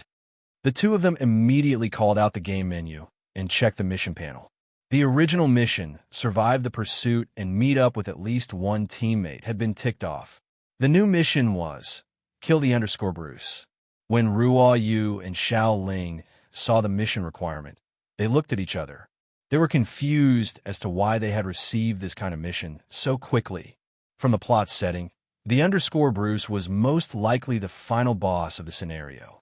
If they could clear the scenario by killing him, then the plot progression was too short. Hidden mission triggered. 2 seconds later, another system announcement came. This unforeseen event dispelled their doubts. The content of the hidden mission was, help Joey Collins inherit the mantle of Batman. In any case, we should go to the police station and meet up with the leader first, Xiao Ling said after reading the mission. Ruo Yu nodded. Agreed. Then, Xiao Ling turned to ask Joey, how are Dar and the others? They have gathered near the police station and are waiting for us, Joey said as he looked at the device in his hand. All right, let's set off quickly as well, Little Ling said as she led the way forward. Ruo Yu quickly followed. Joey was stunned for a few seconds. He looked at Maya beside him and smiled. This is strange. When did she become a commander? I am the leader here, aren't I? I think she is stronger than you. Maya smiled at Joey and turned to follow. Joey shrugged and said to himself, I know how to fly a hang glider. A few minutes later, north of the Bay Area, after Feng Bujue saved Xiao Tan, he carried the ladder and used Jeppo to escape the crowded area. By this time, they had reached an open street and were descending to the ground. Brother Ju, why didn't you use the opportunity to kill the Bruce earlier? Xiao Tan asked as soon as he landed. When you blocked the plane for me, the main mission was updated, right? He was right. When Feng Bujue stepped onto the Batplane, their main mission was updated. Furthermore, they did not receive any hidden mission. In other words, Brother Ju had every reason to kill the Bruce. What if we clear the scenario after killing him? Feng Bujue asked. What then? Xiao Tan was confused. Wouldn't it be better if we clear the scenario? What's so good about that? Feng Bujue asked. It's rare to come across a scenario with a high degree of freedom and a low difficulty boss. It would be such a waste to leave just like that. Oh, Xiao Tan thought about it. You're right. If we clear the scenario so quickly, the EXP and money will be low, and the skill points won't be high either. It's better to stay in the scenario and explore for skills and equipment. You're right, Feng Bujue said. Okay, now, the first step. He pointed at a power supply cabinet by the roadside. You go and find the switch. What for? Xiao Tan was panicking. I wanted to ask you that. Earlier, you were reading the poem and got electrocuted. What was that for? The poem was to pass on information. Feng Bujue answered calmly. Electrocution. He raised his hand and tapped his temple lightly with his index and middle finger. It was to destroy the implanted chip in the brain. What chip? Xiao Tan asked. Stop wasting time. Don't make it sound like you'll understand if I explain it to you. Actually, Feng Bujue did not quite understand it himself. Go and find the switch. Okay. Xiao Tan sighed helplessly. He walked to the power supply cabinet and pried open the door with his hidden blade. That, he turned back to ask, like you, it'll open after touch, right? Of course, you'll be dead if you touch it for a few more seconds, Feng Bujue said. Xiao Tan heard that and pulled a long face. He struggled internally for a few seconds. Then, he gritted his teeth and reached his hand in. Smack your head. Feng Bujue walked up and smacked him on the head. Do you know where there's electricity? Why are you holding a plastic switch and shouting? Shout and turn to look. Oh, I was wondering why I didn't feel anything touch here. Feng Bujue pointed to the side. See this? Oh, Xiao Tan said and reached out his hand again. Smack! Brother Bujue hit him again. What are you doing now? Gloves, gloves, glove. Feng Bujue roared as he raised his leg to kick Xiao Tan. Okay, I was wrong. Xiao Tan quickly took off his gloves. He took a deep breath and reached out his hand again. This time, he was successfully electrocuted. Chapter 608. Thank you, everyone, Thank you from the bottom of my heart. It was your support that allowed this book to get first place in the first category. It was your support that allowed this book's dream realization project to surpass the 100% completion rate in less than 20 days. This June has given me a pleasant surprise and touched me. At this point, if I don't add a "but that doesn't seem to be my style." But that song was well sung. You, a group of readers, make me happy and make me sad. Everyone's love has placed a lot of pressure on me. I will have to work harder in the future to repay everyone's expectations and contributions. All right, now I need to talk about the specifics. First, about the Dream Realization Project. Perhaps some of you still don't know about it, so I'll explain it to you.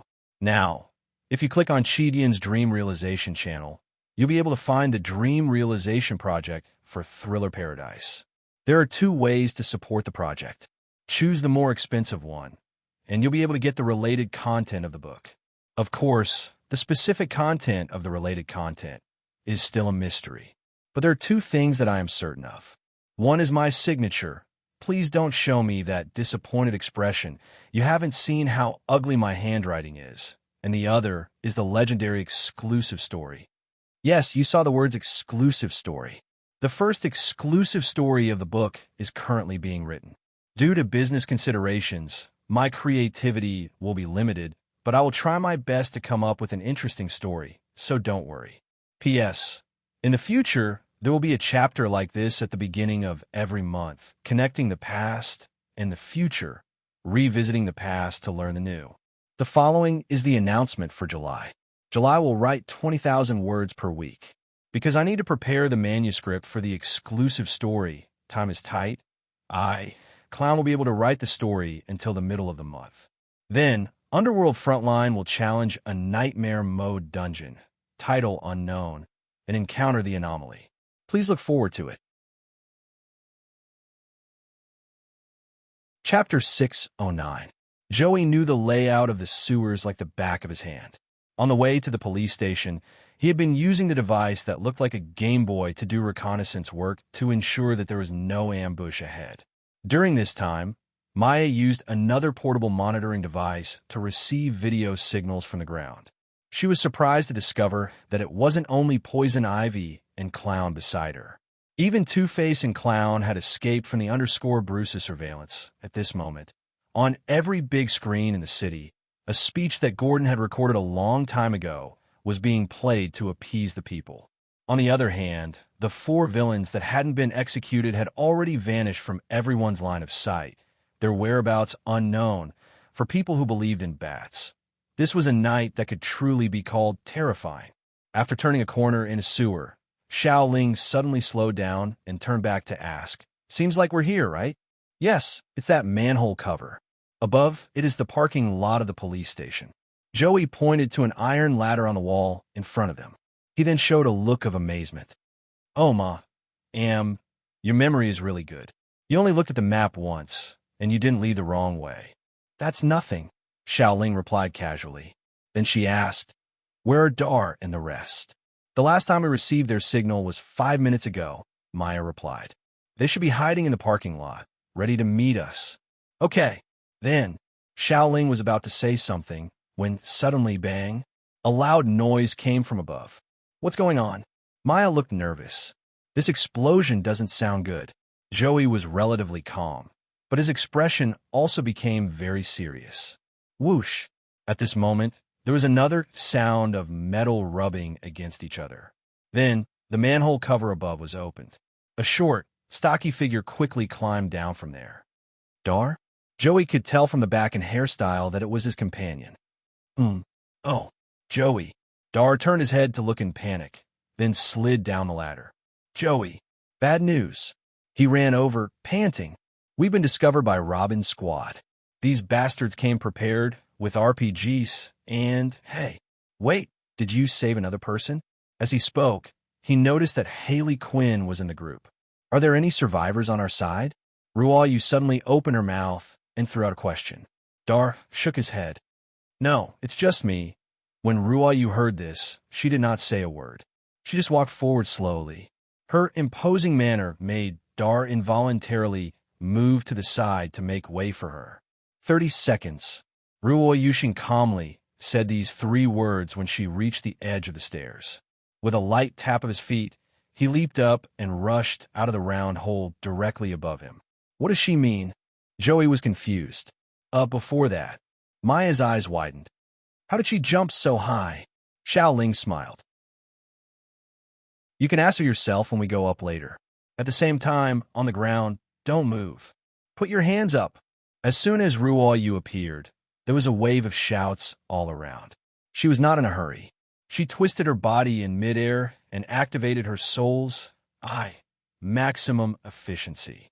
At that moment, in Ruo Yu's eyes, even the flow of time suddenly slowed down. Because in this state, the character's stats would be adjusted to the theoretical limit. So, most of the creatures in the same dimension would be as slow as static in her eyes. 15 people. Li Ruoyu's eyes swept across the place like a gust of wind. Her mind was also working faster under the effect of Soul's Eye.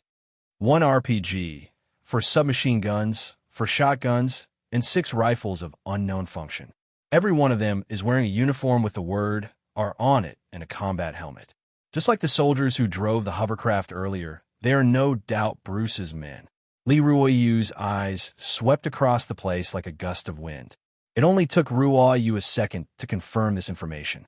This second was a blink of an eye for others, but for her, it was quite a lot of time.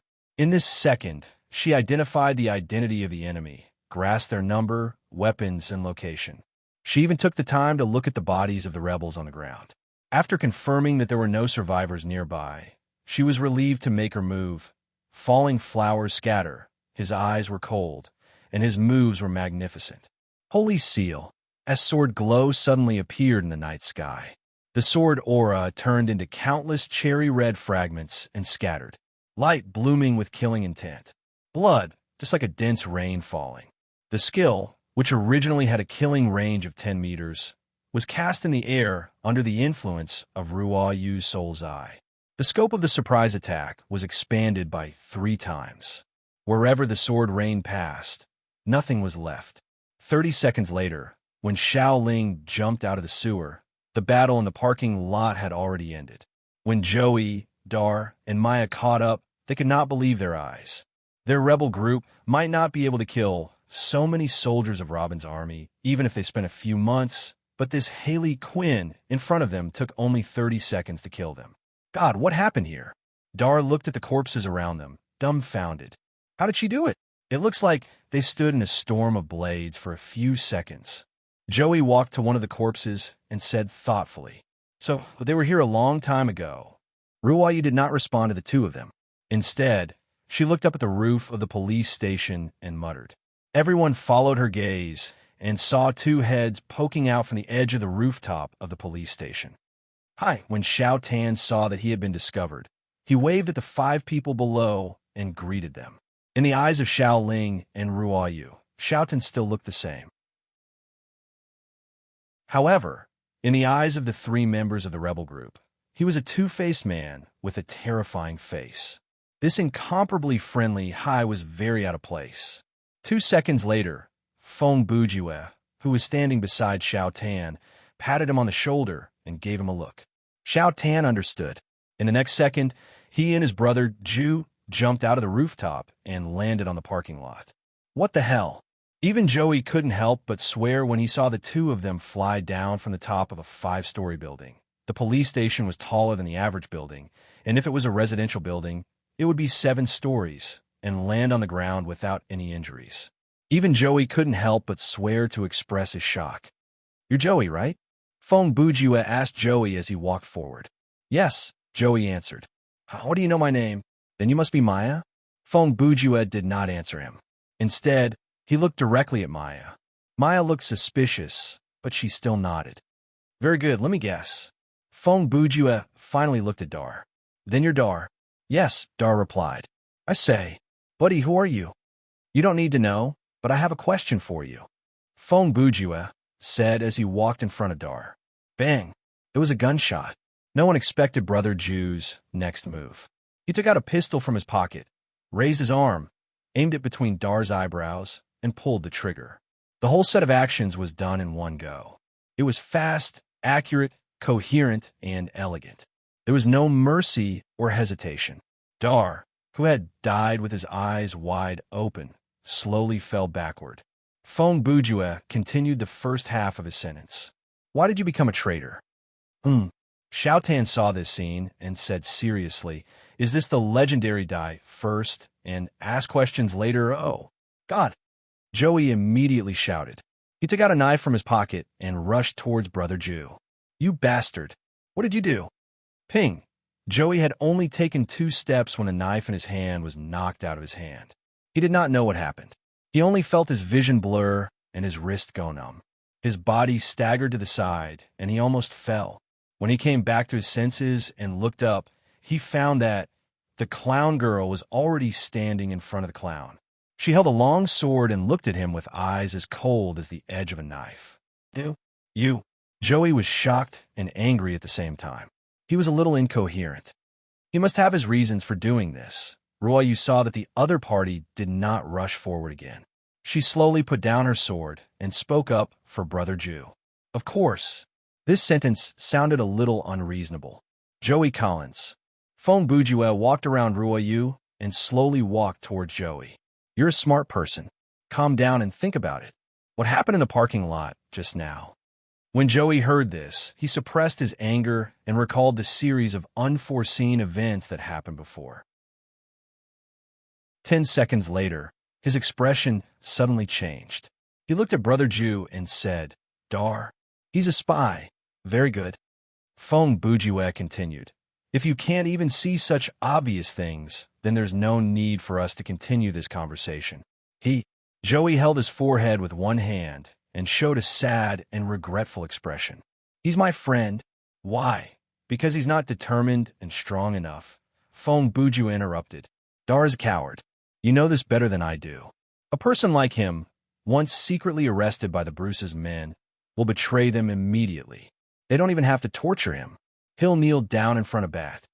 He paused for a moment. Whether you believe it or not, I still have to tell you. Just a few minutes ago, my partner and I saw with our own eyes that he brought your rebel friends here. Then, under the pretext of investigation, he slipped away alone and sent a signal to Robin's troops who were lying in ambush nearby.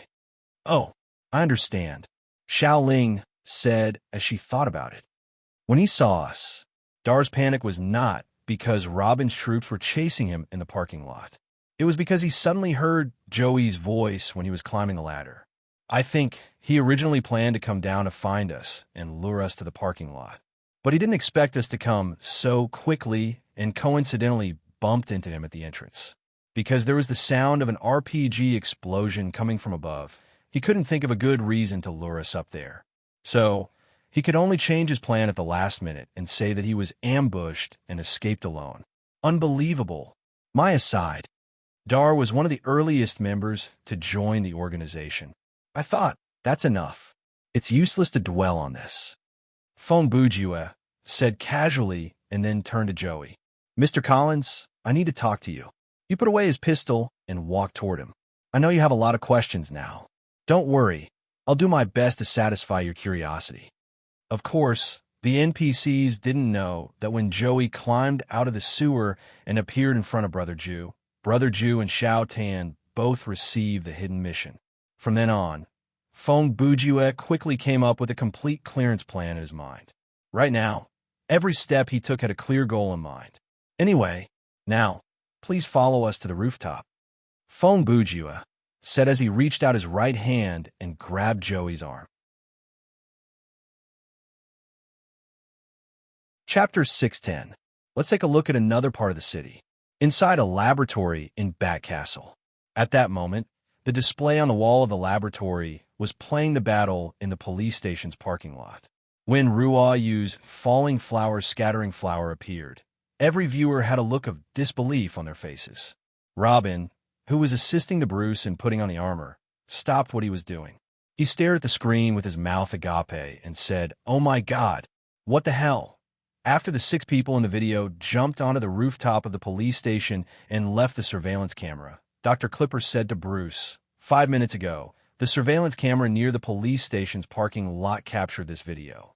The cause of the matter is our undercover agent, Mr. Dahl, contacted a nearby patrol team without authorization and claimed that he had created an opportunity for us to wipe out the resistance and capture Joey Collins alive. The doctor shrugged and said, in the end, in just a few seconds, our soldiers were killed by a powerful energy that is difficult to analyze. He pushed up the glasses on the bridge of his nose and shook his head. With all due respect, this is beyond the scope of my knowledge. I'm afraid I can't explain it further. Gordon shouted, this is the end of the world. It's a disaster. The prophet of the Bat God showed obvious panic. He mumbled incoherently, she and that clown, they are all demons. Shut your mouth. Gordon, Bruce shouted in a vicious tone. Even if they can do things that are beyond common sense, it doesn't mean they are supernatural beings. He paused. They are humans, but they are different. As he said this, he finished putting on the combat armor. It feels. After Bruce activated the armor system, he mumbled, it's a little different. His gaze focused on the lens in front of his right eye. The various data of the armor floated before his eyes. I made some improvements, Clipper quickly replied. It has been too long since you last wore it in a real battle. During this time, every few years, I'll take some time to make some technical improvements so that the combat power of this armor won't be out of step with the times. Very good, Clipper. Bruce nodded and said, this is exactly what I want. He clenched his fist. Super defense, increased strength, and his gaze changed slightly. All kinds of lethal weapons. Ha! Ha! Gordon wiped the cold sweat off his forehead and forced a smile. In that case, that clown and Haley Quinn are no longer a threat, right? Whoosh! Before he finished speaking, there was a gust of wind. At this moment, Bruce appeared in front of Gordon like a black ghost. He grabbed Gordon's collar with one hand and lifted him up. No. The sudden turn of events caused Gordon's expression to change. For a second or two, he thought that Bruce would really kill him. Fortunately, have some faith in your God, Gordons. Bruce sneered and slowly put Gordon down. I don't care what kind of abilities those 4 rats running around the city have. He snorted coldly. But when I'm prepared, they don't stand a chance. That's good. Gordon breathed a sigh of relief when his feet touched the ground again. He suppressed the anger in his heart and adjusted his collar. I knew it. You're invincible. No. Bruce immediately rejected Gordon's flattery and replied, as far as I know, there's a guy in this city, a very special guy. He might have the ability to defeat me. As he spoke, he turned around and picked up the cape on the table. Ha! I'm very excited about this. A fanatical smile appeared on his face. 1 or 2 thugs or lunatics are no threat to me, Bruce continued. The man who's a real threat to me is Joey Collins. That kid from the rebel organization? Gordon was puzzled, but he pointed at the big screen. The only group of people under him has been wiped out by us just now. Even Dar, who secretly sided with us, has been killed by the clown. Numbers have never been a problem, Bruce said. As long as he has the ability to recruit people to work for him. Even if this group of people is dead, there will be another group. He raised his head and exhaled. I'll let Dar return to his side so that I can keep an eye on him. I didn't expect this bastard to act on his own. Not only did he cost the lives of my men, but he also caused me to completely lose control of Joey. Obviously, the Bruce's shrewdness and resourcefulness were also quite outstanding. He already had a foolproof plan for dealing with the rebel organization. If one had to point out his weakness, it would be that he was too arrogant when it came to fighting. After all, he hadn't met a decent opponent for decades. Gordon. Bruce thought for a few seconds and ordered, send a small team to destroy the stronghold of the rebel organization in the sewers. Dar has been exposed. There's no point in keeping that place. Understood. Gordon then gestured to a Robin beside him. The latter nodded knowingly and quickly left. Now, Bruce continued, Joey has joined forces with the 4 strange thugs. Even I don't know how tonight will end. The situation is getting more and more interesting. There is a hint of anticipation in his voice. I knew it. He's not an ordinary person because he's the real descendant of the clown. How is that possible? Gordon was shocked. You killed them in that war. No, Gordon. Bruce flung his cape and turned to walk toward the exit. I left one alive. He must be crazy. Gordon took a few steps back and turned his face to the side as he whispered to Clipper. Ha ha. Clipper laughed and lit a cigarette for himself. Aren't we the same, buddy? While the two were talking, Bruce had already stepped out of the door of the laboratory. It was not that he didn't hear Gordon's words. The combat armor provided him with super hearing. He just didn't want to pay attention to it. At that moment, Bruce's emotions were strangely high. With some excitement, he hurried down the long corridor of the castle. His blood that had cooled for many years was boiling again. The fear and hesitation from before had been overcome by his powerful mental power. At that moment, the only thing in his mind was a bloody battle to prove to the world that he was still the god of Gotham. Clown, Two-Face, Black Mask, Thundercloud, Bane, Crocodile Man. Bruce walked for a while before he stopped and stood beside the floor-to-ceiling window. Looking at the night view of the city, he said, "My ancestor, Bruce Wayne, once battled those real supervillains for many years, and I have never had such a chance." He raised his head to look at the night sky. Colorful lights shone in through the window. The numerous bat symbols that were shot out by the searchlights were still moving slowly in the air. That was the symbol of Bruce, the symbol of the ruler.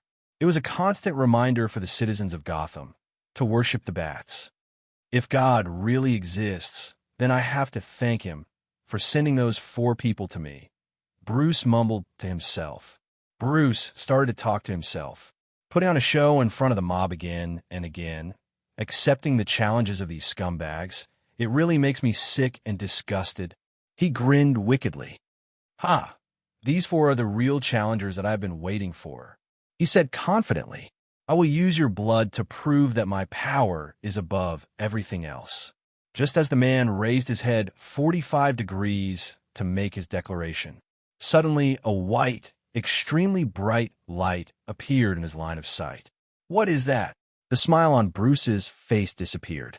His eyes widened, and his pupils constricted rapidly. At that moment, in the night sky of Gotham, a giant light marker lit up. The brightness and size of this searchlight was far greater than the other lights in the city. A century ago, the real Gordon had used the giant searchlight on the roof of the police station to summon that hero. And tonight, someone had once again lit up this light that had been sealed for so long. But the symbol that he used was not the symbol of the bat, but the symbol of a smiling face. And the smiling face climbed up the clouds. Its light overshadowed all the bat symbols around it. It was like a bright moon that had descended on Gotham's sky. Chapter 611. A few minutes ago, on the rooftop of the police station. So, what you want to tell me is, Joey said in a tone that was between doubt and inquiry, the 4 of you are actually aliens from a parallel universe. That's right. Fong Bujue continued. We are only temporarily borrowing the bodies of these 4 people. Once we leave, they will become normal people. They won't have the slightest impression of being possessed. At this time, Brother Jew had improvised a set of relatively reasonable and unverifiable assumptions to explain his identity. In addition, he also expressed his willingness to cooperate with the resistance. Joey and Maya were naturally skeptical of his statement, but overall, between believing and not believing, they were more inclined to believe. Okay. Joey let out a long sigh and responded. Okay. Fong Bujue repeated the other party's words in a questioning tone, and then said, This is such a ridiculous thing. Aren't you going to ask a few more questions? It doesn't matter, Joey replied. Even if you're hiding something in your words, it doesn't matter. Oh, Brother Jew laughed. Aren't you worried that I'm lying and using you? Huh?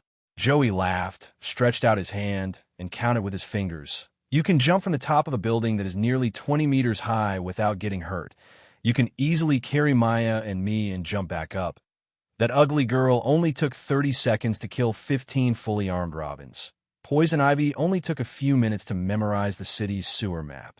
And you, when he said this, he turned his head and looked at Musashi, who was modifying the searchlight not far away. You actually summoned a strange little boy out of thin air. Joey shook his head and shrugged, and asked rhetorically, "With such great powers, do you still need to use us in a deceitful way?" That makes sense. Xiaotan listened by the side, and also nodded seriously. "What are you doing?" Feng Bujue glanced at Xiaotan. Go play with your coins." Oh.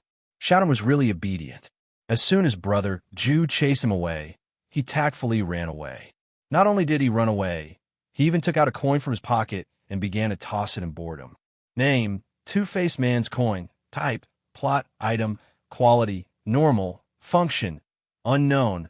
Only two-faced person can possess it. Can be taken out of the scenario.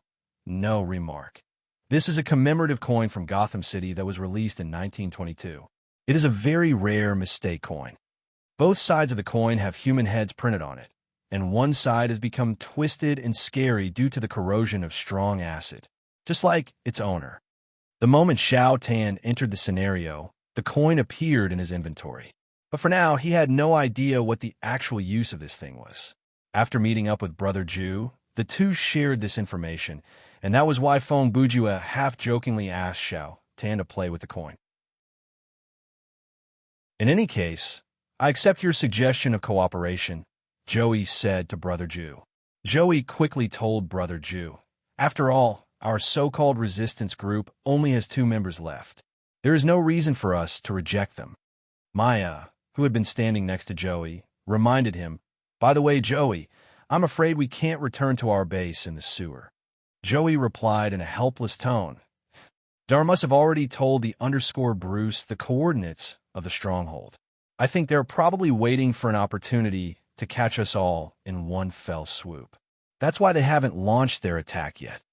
He gripped his fists angrily. "Sigh, I have to admit, the Bruce is a scary person. You don't have to look down on yourself." Feng Bujue added, "I think, be it in terms of stamina or intelligence, you can compete with him. But in terms of experience and willpower, you are still lacking." Joey was praised by Brother Ju, but he did not feel smug. He only replied calmly, "Thank you. I hope you're right." Right then, Maya spoke again. "Mr. Clown, I have a question. Are you the leader of your team?" Feng Bujue heard that and did not answer immediately. Instead, he turned to look at Ruoyu. "Why are you looking at me?" Ruoyu glared back at him. "Fine, I won't look." Feng Bujue smiled, and then turned back to Maya and the rest. That's right, I'm the boss here." "Then, can you tell us more about your plan?" Maya asked. Joey said, "That's right, I'm also curious." He paused and glanced to the side. "What's the point of modifying the searchlight that has been abandoned for almost a century?" "Oh, that." Feng Bujue said, "That's the first step of my great plan. Leader, more than 95% of people who say something like that are villains, and 80% of them will fail in the end." Xiaoling, who was sitting on the edge of the rooftop, was in charge of keeping watch. "Stop nagging. This isn't a children's cartoon," Feng Bujue replied with narrowed eyes. "Because it's not. You sound even more stupid when you say it." Ruoyu added. Okay. Feng Bujue changed his words helplessly. "This is the first step of a very ordinary plan that I came up with." Xiaotan quickly asked, "So, what's the ultimate goal of this plan?"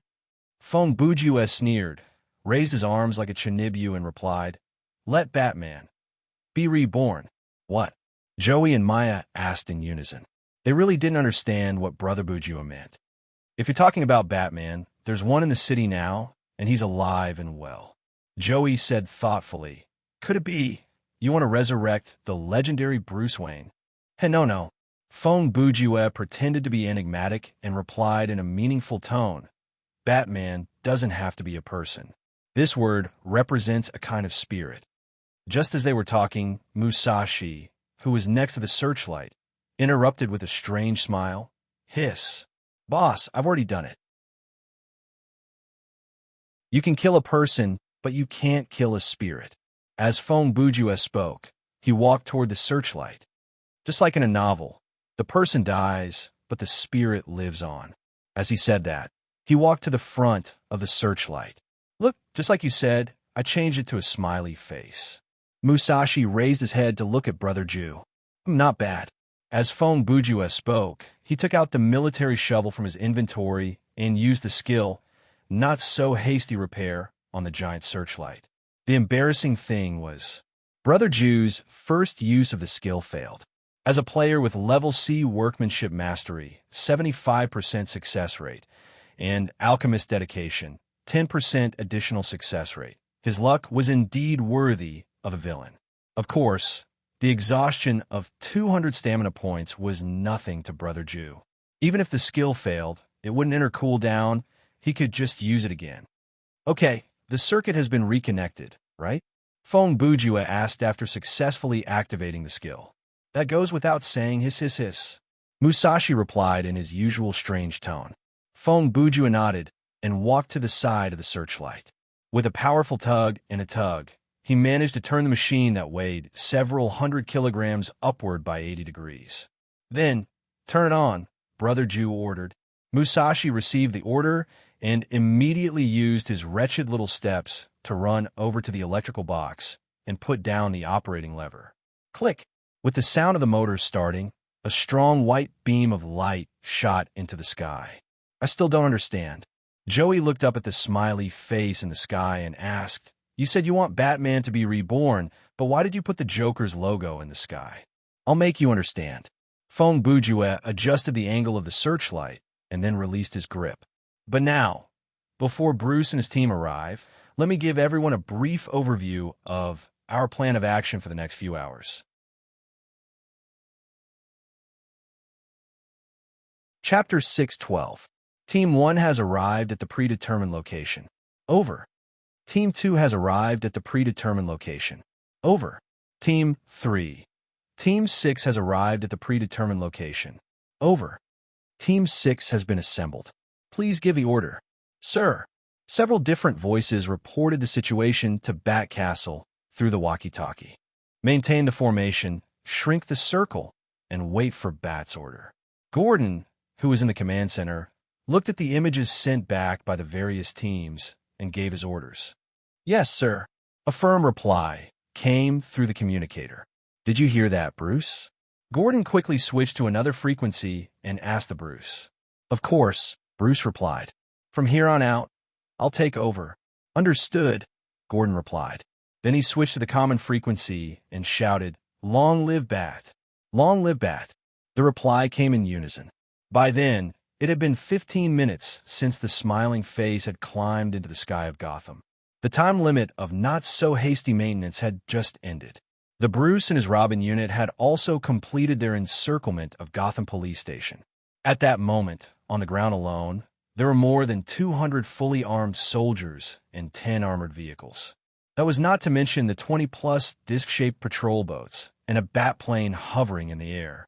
The whole Gotham Police Station, from top to bottom, was surrounded by a net of firepower that could be activated at any moment. With a single order from the Bruce, this building with such a long history would be turned into a beehive. They're coming. Shoutin stood in the middle of the rooftop and looked up into the sky. Not far away, Xiao Ling was leaning against a rocket launcher that was as thick as a tree stump. Don't get carried away. Prioritize your own survival. If you really can't handle it, give up on the plan and kill the Bruce to complete the mission. Okay, be careful, Xiao Tan replied. Only the two of them were left on the rooftop.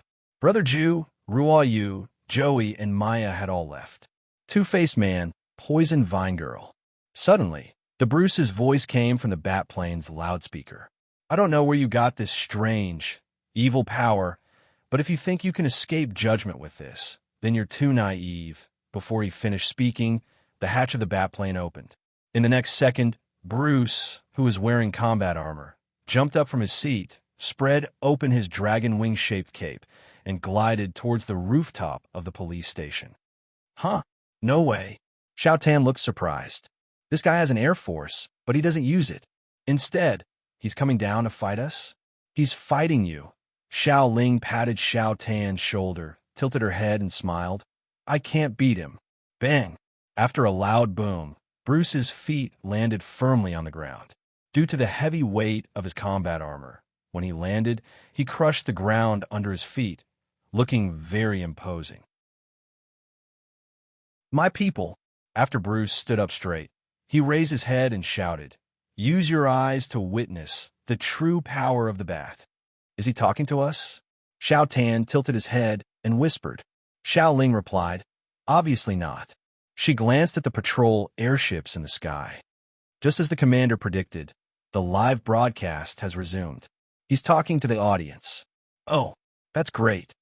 Xiao Tan shook his wrists, and his hands were holding a military knife and a blade claw respectively. I'll beat him up in front of the whole city. You're quite enthusiastic. Xiao Ling, on the other hand, seemed a little listless. Then you guys take your time. Before she finished speaking, she picked up the rocket launcher, turned around, and walked away. Xiao Ling's train of thought was very clear. Since Bruce was also on the rooftop, the surrounding firepower was basically useless. The Bat Army would not fire at their master. Therefore, Xiao Ling simply made space for Xiao Tan to fight to his heart's content. Don't forget the basic strategy that the commander set. Xiao Ling had already arrived at the entrance of the rooftop when she said this. She put down the weapon in her hand without hesitation, leaned against the wall, and began to watch. Okay. Xiao Tan turned around and said, don't worry, whoosh bang. Just as Xiao Tan was distracted, a black shadow suddenly flashed in front of him and gave him a heavy punch on the cheek. Xiao Tan did not expect this. After the punch, his body staggered and fell to the side. Xiao Ling saw the scene of Bruce's surprise attack on Xiao Tan and just said calmly, you got slapped in the face. She had full confidence in Xiao Tan and did not show the slightest sign of worry. How do you feel? Two-faced man, not bad, right?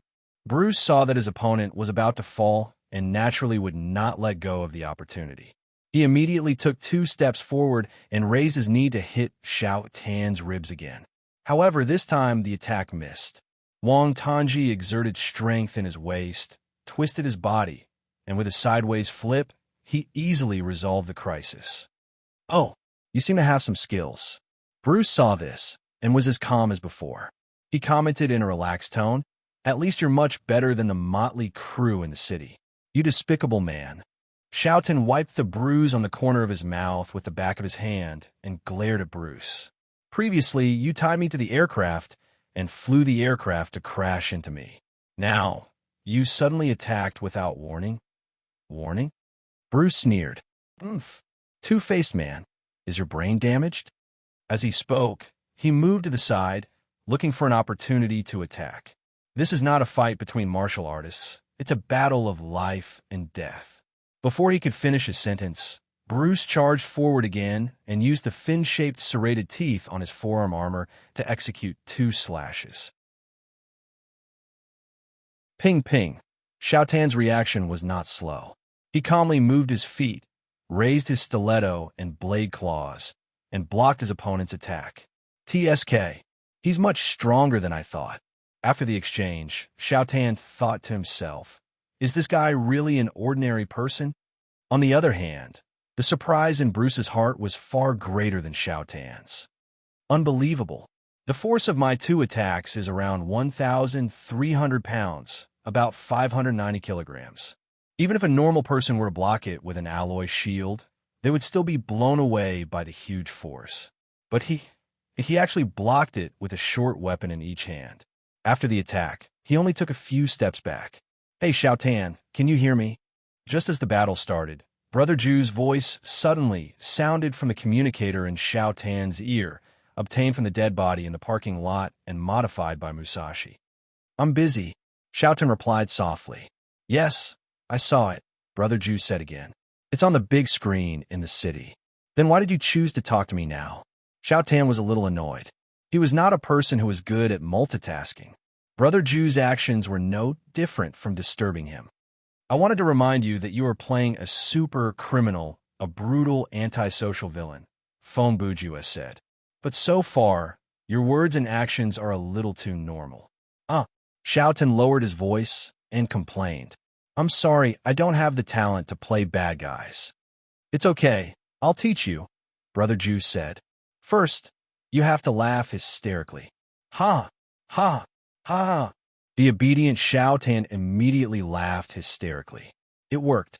When Bruce saw the two-faced person laughing hysterically, He could not help but feel a chill in his heart. He thought that his opponent would do something shocking, so he did not dare to be careless. He quickly increased the defensive energy of his combat armor and stopped to observe. Then, you have to pretend to be confused, Brother Ju said again. Xiao Tan hesitated for 2 seconds and imagined the expression of confusion on his face. 2 seconds later, his mouth was half open, his eyes rolled up, and he made a sound like, if I had to describe your current state, it would be a person who has just had a lobotomy and is picking his lunch, Feng Buju said in the communication channel. I'm angry, Xiao Tan growled. Okay, no more jokes. Brother Ju laughed. Now, take out that coin, flip it, and see the result. Xiao Tan did as he was told. Finally, act like you just realized something. Brother Ju continued. Run over to Poison Ivy and force a kiss on her. What did you say? Before Xiao Tan could reply, Xiao Ling's voice cut in. Huh? So, this communication channel is shared? Feng Bujue was surprised when he heard that. Yes, even I heard it. Joey's voice also came through the communication channel. Brother Ju, what are you trying to do? Xiao Tan said weakly. Are you toying with your teammates purely out of bad taste? No. This is indeed part of the strategy. Feng Bujue explained. To make the character of Two-Face more realistic, you have to show the flip a coin to decide everything characteristic. Think about it. A real Two-Face will often do something crazy after flipping a coin. His tone sounded like he was bluffing. Actually, as long as you do something unexpected, it will be fine. You don't have to kiss Poison Ivy. You can kiss the underscore Bruce. After all, he is a male NPC, and as a heterosexual, the system will not stop you because of your sexual orientation. Cousin hit him. Xiao Ling's voice came, interrupting Brother Ju's bullsh asterisk T. A second later, with a scream, Brother Ju's communication channel was cut off. What is he trying to do? The underscore Bruce did not know what was happening on the other side.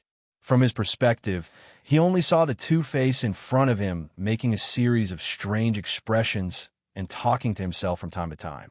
After the player wore the communication device, the item would be integrated with the player's image, so it would not be shown on the character's face. He had no idea what was going on. I've decided. At this point, Xiao Tan could only go with the flow and continue to act as if he had indeed decided something by flipping a coin. I want. His expression changed, and he suddenly turned around. Escape. Among everyone present, Xiao Ling was probably the most surprised. The underscore Bruce sneered and thought to himself. So that's what it is. I overestimated him. My 2 slashes just now must have been effective. He looks fine on the surface, but in reality, he has suffered quite a serious injury. So he deliberately mystified himself, hoping to stall for time and distract me, so as to create an opening for him to escape. Xiao Ling sighed deeply. He really knows how to look for trouble. She then raised her hand and grabbed the rocket launcher next to her. At the same time, she kicked the rocket launcher with the heel of her left foot. With this pull and kick, she lifted the huge rocket launcher on her shoulder. What happened to the role-playing? What happened to buying time? When Xiao Ling said these 2 sentences, her tone was obviously complaining. I'm sorry. I really don't know what to say. As Xiao Tan replied, he ran toward Xiao Ling, sigh. Forget it. I don't blame you. As Xiao Ling spoke, she stomped her foot and jumped 5 meters into the air. She tilted the rocket launcher's muzzle downward and aimed at the police station below her.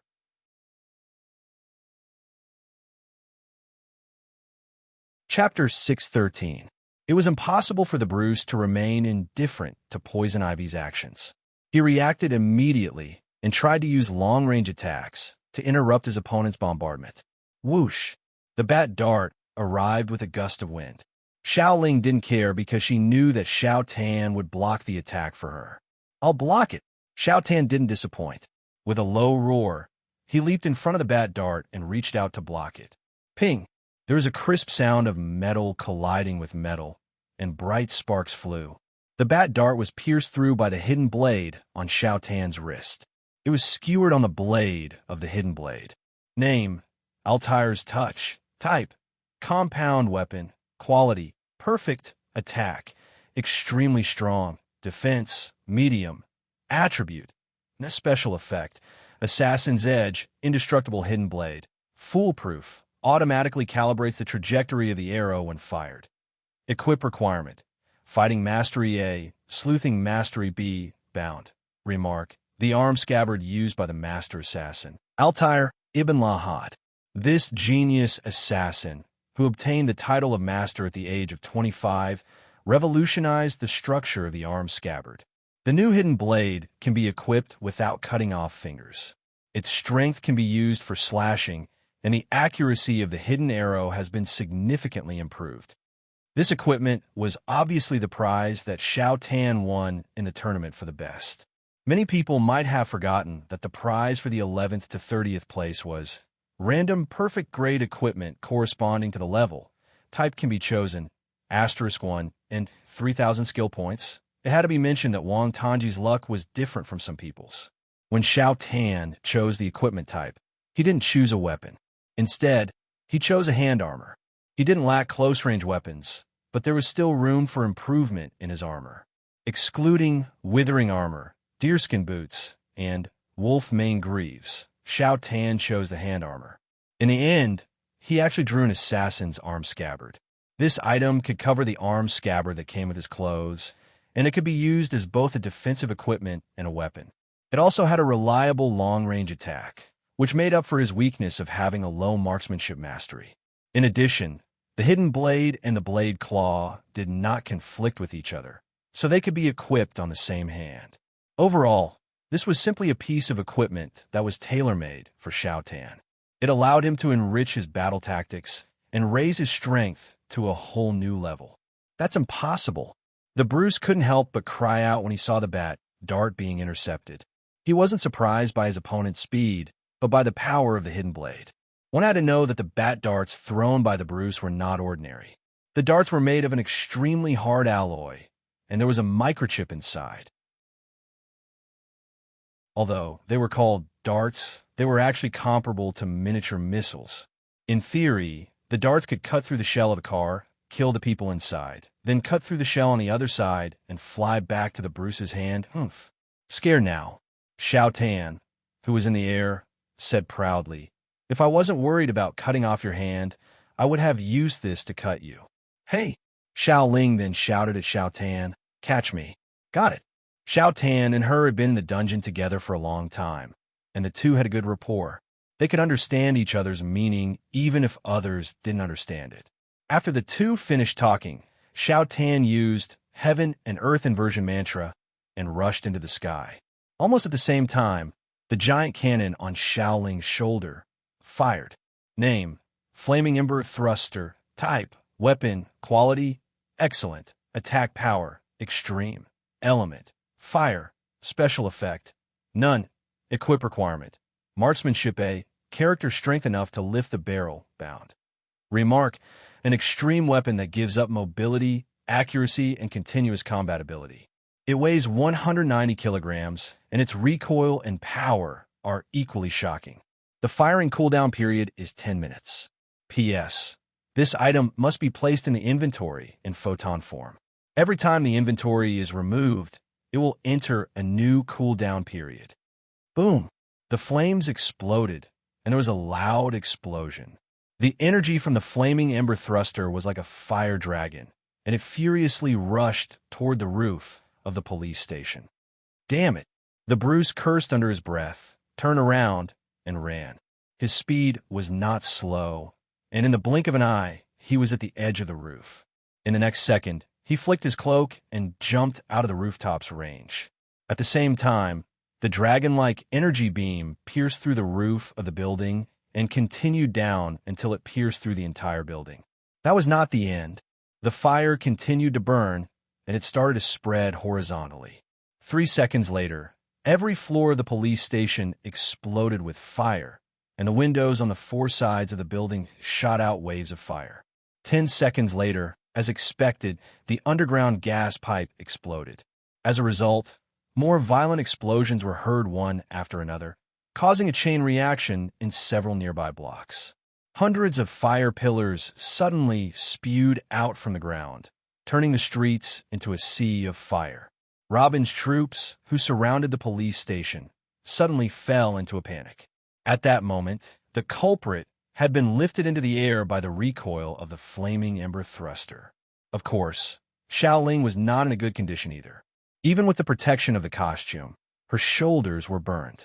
She had to stabilize the barrel under the recoil, and that had cost her quite a lot of stamina points. In conclusion, the flaming ember thruster was not very practical. If not for the relatively safe and free environment of the scenario, Xiaoling would not have used such an extreme weapon. Phew, I'm almost at my limit. 10 seconds later, Xiaoling gave a long sigh and stopped the attack. Then, she turned the weapon on her shoulder into photons and put it back in her inventory. At that moment, Xiao Tan, who had just returned from the sky, reached Xiaoling's side. He carried her in a standard princess carry and activated the mantra again. "Are you all right?" Xiao Tan asked. At that moment, he had entered inversion of heaven and earth again. Due to the difference in weight between him and Xiaoling, he was able to carry Xiaoling and float in the air. "I'm fine. I didn't lose much life points and stamina points." Xiaoling glanced at the game menu and replied, "I have triple flower convergence, so I'll be back to full in 10 minutes. Okay. Xiao Tan nodded and added, "I'm sorry. Because of me, we have to move this retreat step forward." "Who said I'm retreating?"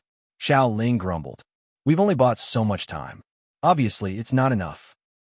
Xiao Tan was startled. "Then why are you in such a hurry to blow up the building?" "Tisk." Xiao Ling grumbled with annoyance. "Isn't it to protect your image as a two-faced person? Since you said we're going to run, we're going to run." She paused. "But we can run a little slower and not shake off these pursuers for now." "Oh, is that so?" Xiao Tan nodded. "Then, do you have a specific plan? What kind of plan do we need?" Xiao Ling raised her finger to point behind Xiao Tan. "In any case, let's go grab one of those first." Xiao Tan turned back to look and saw 2 hovercrafts approaching them from that direction. At the same time, at the command center of Bat Castle. "What the hell? What are these people?" Gordon waved his fists and roared as he looked at the battlefield live feed sent back by Robin's team. "Calm down, my friend." Dr. Kleiber took a puff of his cigarette and said in a relaxed tone, "Our master hasn't been defeated yet." At this point, he suddenly lowered his voice. "At least, not yet." Screech. At this time, the electronic door at the exit of the room opened. Gordon heard the sound and instinctively glanced at the door. It would have been fine if he did not look, but once he did, he was scared half to death. There were 2 people standing at the door. One was Feng Bujue, Clown, and the other was Li Ruoyu, Haley Quinn. The 2 of them each held 2 submachine guns, looted from Robin's squad, and rushed in with large strides. 2 seconds later, Brother Ju's gun fired. He casually knocked down a staff member and then shouted at the body, "Don't move."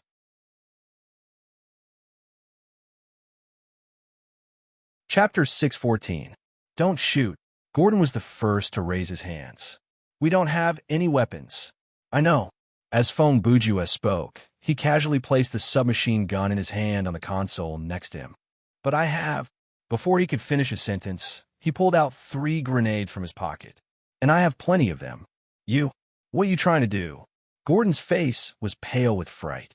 He stared at the grenades in Brother Ju's hand. "Yeah, what am I trying to do?" Feng Bujue repeated what Gordon said. Then, as if he was juggling, he tossed the 3 grenades back and forth between his hands. Ruoyu sighed deeply. She did not say anything and allowed Brother Ju to continue messing around. I got it." As Feng Bujue said this, he caught the 2 grenades with one hand. Then, he raised his index finger to the side of his face. He looked as if he had an idea. The moment he raised his index finger, he threw the 3rd grenade. "Oh, God." Seeing this, Gordon turned pale with fright. He immediately flew forward and caught the grenade like an outfielder leaping forward to catch the ball. "Not bad, Director Gordon." Feng Bujue looked at Gordon, who was lying on the ground, and laughed. His words were obviously sarcastic, especially when he said the words Director Gordon. "You're crazy." Gordon was sweating profusely. He raised his head and shouted, You'll be blown up too. But I'm alive and well, aren't I? Feng Bujue retorted. Then he put the 2 grenades back into his jacket pocket. Then he took out the pearl-handled pistol. Some things in this world can be controlled, Brother Ju said as he held the pistol to his chin. Some things can't be controlled. Click! Without hesitation, he pulled the trigger with his signature clown smile on his face. The moment he pulled the trigger, apart from Ruo Yu and Brother Ju himself, everyone in the room trembled slightly. Ha ha ha! Feng Bujue laughed as he squatted down and looked at Gordon up close. You must have thought that your brains would burst out, right? He paused for a moment. That's right. This is the gun you gave me. There's only 1 bullet in it. As he spoke, Brother Ju aimed his gun at Gordon's forehead. You think everything is under control, that I can't escape from that car? No, don't. Gordon had already started to beg for mercy, because he really didn't know what this crazy man in front of him would do. Even if I was lucky enough to escape from the car, I only had 1 bullet. Feng Bujue continued. Under such circumstances, I'm afraid 2 or 3 rioters would be enough to take me down. Ha ha ha. That's what you're thinking, right? At this point, he pushed the gun further forward. You're talking nonsense like everyone has a chance. As if the world is equal and anyone can become Gotham's god. Gordon was so scared that he couldn't speak. His whole body was shaking, and his face was covered in sweat. But what is the truth? Feng Bujue continued his twisted argument. Everything is under control. This show, huh? Isn't it a bit too boring? He cackled twice and pulled the trigger again. The gun didn't go off, there was still no bullet. But Gordon had already fainted from fear. Excuse me, little brother over there. Feng Bujue stood up, put the gun away, and picked up the 2 assault rifles. Connect me to the big screens in the city, he said as he turned back to ask Ruoyu. Honey, can you help me put on the earphones? Ruoyu responded to Brother Ju with a cold gaze. This kind of expression came from Haley Quinn's smoky face, and it was quite scary. Okay, little pudding. She dragged out the syllable and used a very unwilling tone to finish the sentence. She walked forward and used her free hand to remove the earphones from the unconscious Gordon's head. She placed them on Brother Ju's head. There was nothing wrong with their lines. They matched the settings of the clown and Haley Quinn perfectly, but the way they were expressed was so out of place. Can't you understand what I'm saying? After Feng Bujue put on the earphones, he saw that the worker who had the gun pointed at him still didn't move. He only looked at him with fear in his eyes, and Feng Bujue was instantly angered. Fake. Do as he says, Dr. Clipper ordered. He had a cold smile on his face, and he was still smoking. He appeared calm. The worker was afraid that he would be held responsible by the Bruce, and he would die a horrible death. Once he heard Clipper say that, he immediately turned around like he had been pardoned. He connected the video signal in the room to the big screens in the city. Air, you just need to stand facing the main screen, the worker said with shaking hands. Thank you, Feng Bujue replied and fired. However, he did not aim, but fired a few random shots at the bottom of the man's seat. The man jumped up from the ground and sat down on the floor, cursing at the top of his lungs. At the same time, on all the legal screens in Gotham, a man in a purple suit with pale skin and a grin on his face appeared. Naturally, the citizens recognized the man. Every year, the Bruce would save the clown for the last execution. That was a tradition. This was because the clown was a unique character. The terror that he brought to people and his influence was something that other villains could not compare to. What is this? Good heavens! Oh my God, he's inside the Bat Castle. First, it was the Bat God's plane that was shot down. Then it was the clown's symbol in the sky. And now this. What's going on? The citizens started to discuss among themselves. It was always like this. Some praised and others criticized. Some believed and others questioned.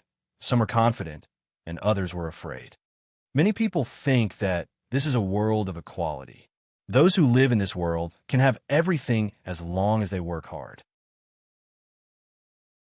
Feng Bujue started his speech. But in reality, this world is divided into classes. No matter the time, no matter the place.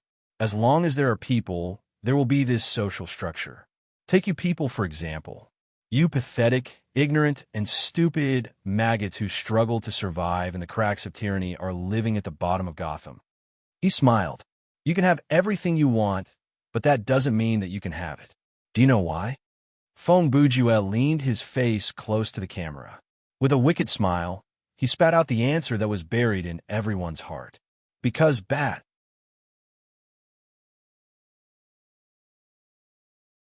Chapter 615. Religion begins with faith, and science begins with doubt.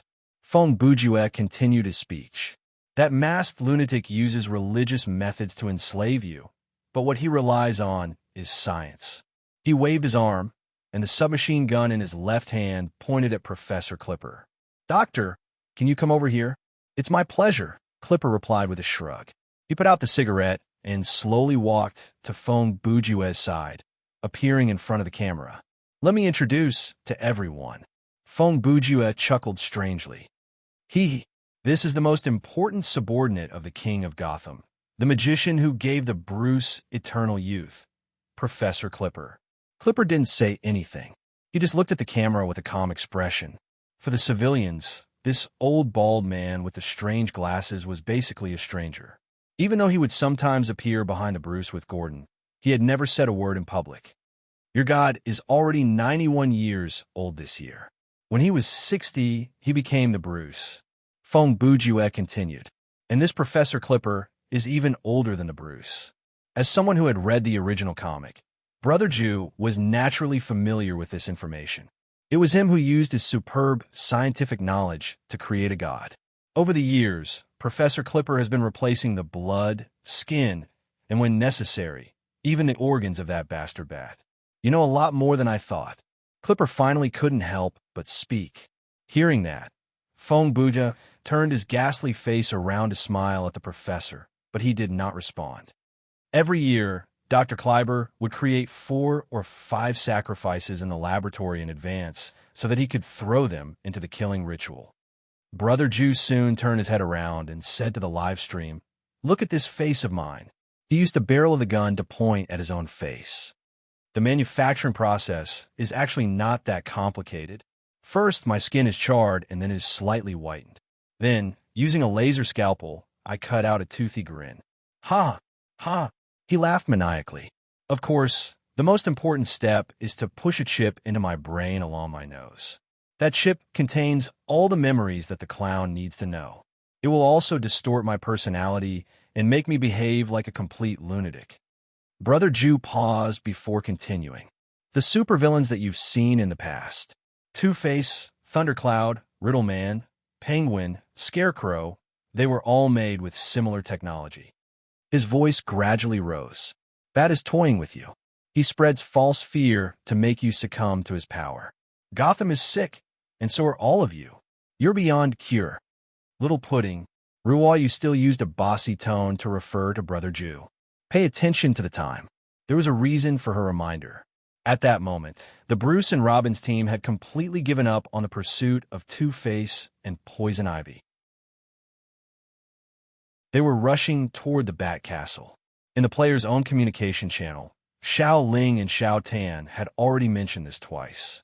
Don't worry, my dear. Brother Jew turned back to reply. He was quite happy when he said this, like he had taken advantage of the situation. Citizens of Gotham. Fong Bujue then turned to the camera and used the most persuasive tone that he could muster to say, "Tonight, my friends, and I will give you a chance, a real chance." He paused for a second. Do you want to be God? Do you want to replace the Bruce? Ha ha! There was another burst of laughter. Let me set a new rule. From now on, Harley Quinn, Two-Face, Poison Ivy, and I will stand on your side.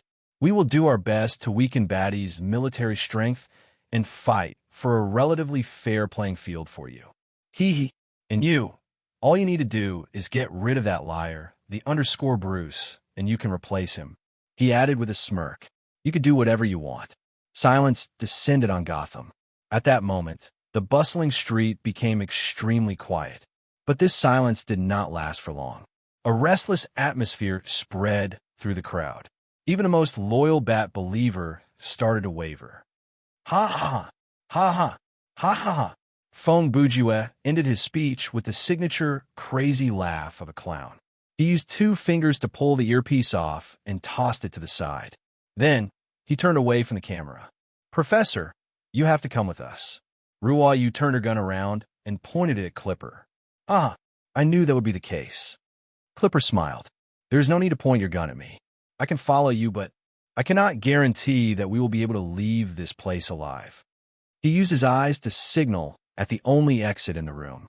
"I dare to bet that at this moment, behind that door, there's a large group of armed guards." Ah, before he could finish, he was pulled over by Brother Jew and placed on his shoulder. On the other side, Ruo Yu put away her guns and took out Holy Seal. She aimed at the wall beside the command center and fired. Name: Skygate 4 steps / skill car property. Active skill, permanent skill type. Fighting effect: take 4 steps forward and release 4 intersecting sword chi.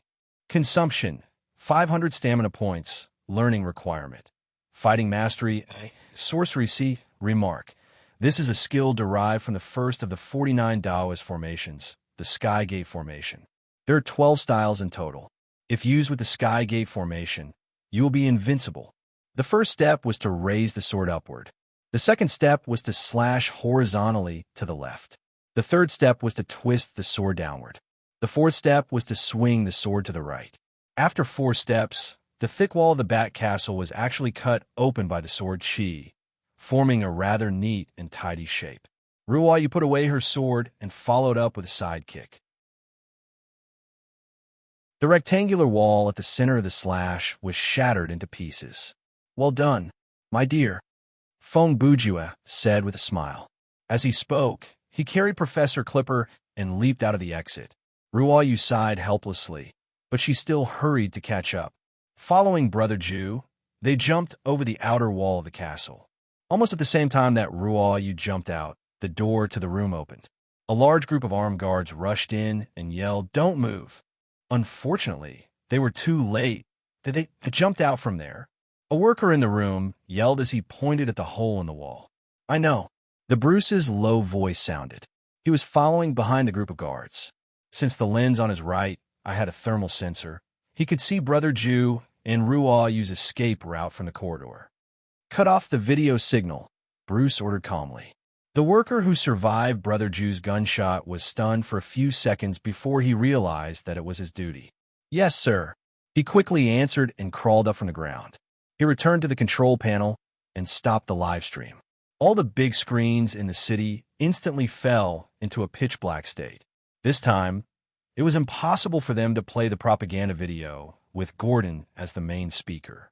The kind of religious brainwashing speech was meaningless at this point. "How long do you plan to lie down for?"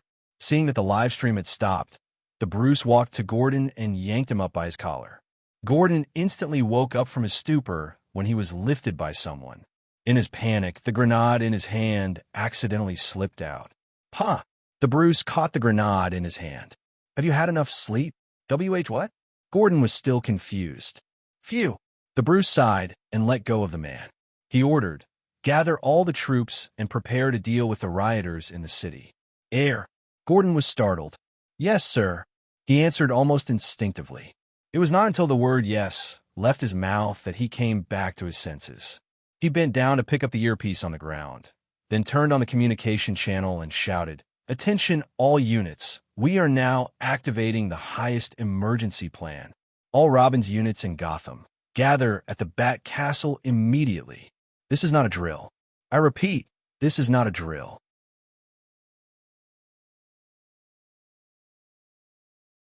Chapter 616. Just as the Bruce was assembling his team, 2 people quietly arrived a few kilometers north of the Bat Castle. This place was very close to the Bay Area, but it was an undeveloped land. The terrain was concave and there were reefs everywhere. Behind an inconspicuous reef in the depths, there was a hidden cave entrance. Unbelievable. How do they know about this place? Maya stood in front of the entrance of the cave and exclaimed, "And this is obviously a place that has been artificially modified. This is not surprising. If Mr. Clown said there is, then there is," Joey said. "He has no reason to lie to us." Then, Maya asked tentatively, Are we going in like this? Of course, Joey replied. Do you really believe those four, so-called aliens? Maya asked with a shrug. I thought Joey Collins would question everything. Oh, I'm not as powerful as you say, Joey replied with a bitter smile. As he spoke, he took out a flashlight and turned it on. To be honest, I don't even know how I got to this point. Now that I think about it, compared to the Bruce's foresight, I'm really too naive. The resistance group that I led was completely vulnerable. Now that the stronghold has been lost, and my companions have been sacrificed. But this is not your fault. Maya also took out a flashlight and followed Joey into the cave. Joey sighed and interrupted Maya. Sigh, let's not talk about it. In short, no matter what the intentions of those four people are, at least at this stage, their hostile relationship with the Bruce is a foregone conclusion. We have no reason to doubt their position. Although their approach is a bit extreme, it is undeniable that what they have done in the past hour is much more effective than our long-term efforts. As the two spoke, they had already walked into the cave. The interior of the cave was very spacious. The dome was very high, and there were armor plates on both sides. There were many stalagmites in the cave that were shaped like fangs. They could be seen everywhere. At first, the path was very difficult. The middle of the cave was almost completely submerged. Joey and Maya could only walk along the narrow edges on both sides. After about 1 kilometer into the cave, the water level gradually decreased. Then, many strange man-made objects appeared, such as huge disc-shaped stone sculptures and life-size dinosaur models. After walking for a while, Maya suddenly saw something. She exclaimed, "Oh my God, look over there." She instinctively stopped and raised her hand to point forward. In the direction she was pointing at, there were 3 old bat planes, and in the open space below the planes, there was a row of Batman models. In fact, Joey had already seen this. He revealed a look of surprise and muttered to himself, I was wrong. I've always been wrong. So, there really was an original Batman. Bruce Wayne really existed. That's right. At this moment, Feng Bujue's voice came from behind them. This is the original Batcave, where the legend began. Joey and Maya turned around and saw Ruo Yu and Brother Ju, who was carrying someone. As Brother Ju spoke, he put the old man, Clipper, down from his shoulder and allowed him to walk forward. Why is he here? Maya's expression was serious. He's the minion of the Bruce. Oh, that's rude of you, miss. Clipper took out a pack of cigarettes from his brown lab coat and lit one for himself. I'm just a scientist, and Mr. Bruce is my sponsor. That's all. Joey coldly said, You're helping the tyrant. Ha ha ha. Clipper laughed. You're an idealist, Mr. Collins. You do have some ability, but you're obviously not mature enough. He took a puff of his cigarette. Foo-foo, my master is different. He can eat a kid like you alive. That's enough, doctor. Don't make such meaningless mockery. Feng Bujue gently pushed Clipper from behind. Don't forget that you're a hostage. Huh. I'll listen to you, Mr. Clown. Clipper walked forward and said, Oh, right. There's something I'm curious about. He turned around and glanced at Brother Ju. The plastic surgery on the 4 of you was done by me, and there's no problem with the brain chips. He paused. I don't remember turning you into Superman. Why don't you use your brilliant mind to make a guess? Brother Ju replied. I've already thought about it. Clipper said, My initial guess was that the brain damage caused by the brain surgery caused the acquired scholar syndrome. But for this condition to appear in all 4 of us, that's impossible. The probability is basically 0. When he said this, he walked past Joey and walked to the front of the group. Then I thought, could it be that Bruce did some experiments on you behind my back, but he turned around to look at Feng Bujue. Not long ago, you pulled him out of the plane, and his reaction was very shocking. So that possibility was eliminated. We're aliens who have taken control of these people's bodies. Feng Bujue continued. What do you think of this answer? Clipper thought for a few seconds and smiled. Interesting. Hey, why did you bring him here? Joey followed behind Brother Ju and Ruo Yu and asked curiously. Don't get too excited, Joey. Feng Bujue opened his hands and turned around with a smile. Professor Clipper discovered this place earlier than any of us. What? Joey and Maya exclaimed in unison. He's right. Long before Bruce came to power, I'd already discovered this bat cave, Clipper said. Bruce Wayne is really an impressive person. The base he built is a permanent fortification. The entrance is hidden. It can block electronic signals from the outside world. At that time, I thought, I might as well leave myself a way out and use this place as my last refuge. So, Joey continued, you didn't tell the underscore Bruce about the existence of the Batcave. Of course, Clipper replied. In fact, not only did I not tell him where this place is, but I also concealed its existence very well. As expected, Fong Bujue continued. This Batcave is connected to the energy well of Wayne Manor, and the Batcastle was built on the foundation of the original Wayne Manor. Only you can technically conceal the existence of this place.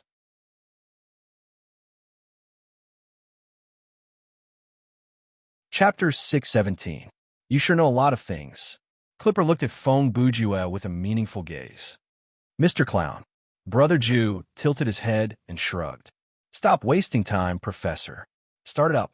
He gave a look at the circular control panel about 10 meters away. Let us see the real faith that is buried deep inside Gotham. Hey, Brother Jew. At that moment, Xiao Tan's shout came from behind. The group turned back to look and saw Xiao Tan and Xiao Ling running toward them. Wow, what a coincidence, Fong Bujue grumbled. Are you guys okay? Sigh. It's a long story. Xiao Ling sighed and glanced at Xiao Tan. In any case, the image of Two-Face has been created quite successfully. To avoid being tracked, we parked the airship that we stole further away and walked over. That's why we're slightly later than the agreed time, Xiao Tan explained.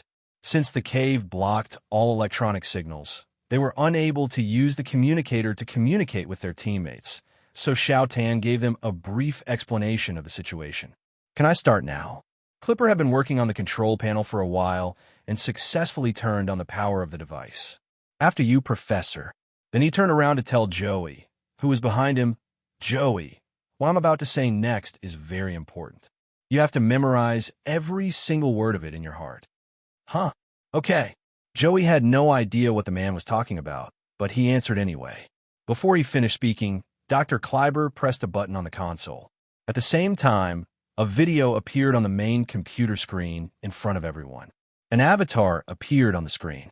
It was a middle-aged man with a handsome face. Between his brows, there was a presence that said he had been through a lot and was fearless. No matter who you are, no matter what area you're in, I just want you to know, he said in a low and magnetic voice, I plan to seal this cave forever. He paused. But since you've seen this video, I believe you've successfully found my home. His deep gaze trembled slightly. Forgive me for having to give such a long speech before I can officially start what I want to say.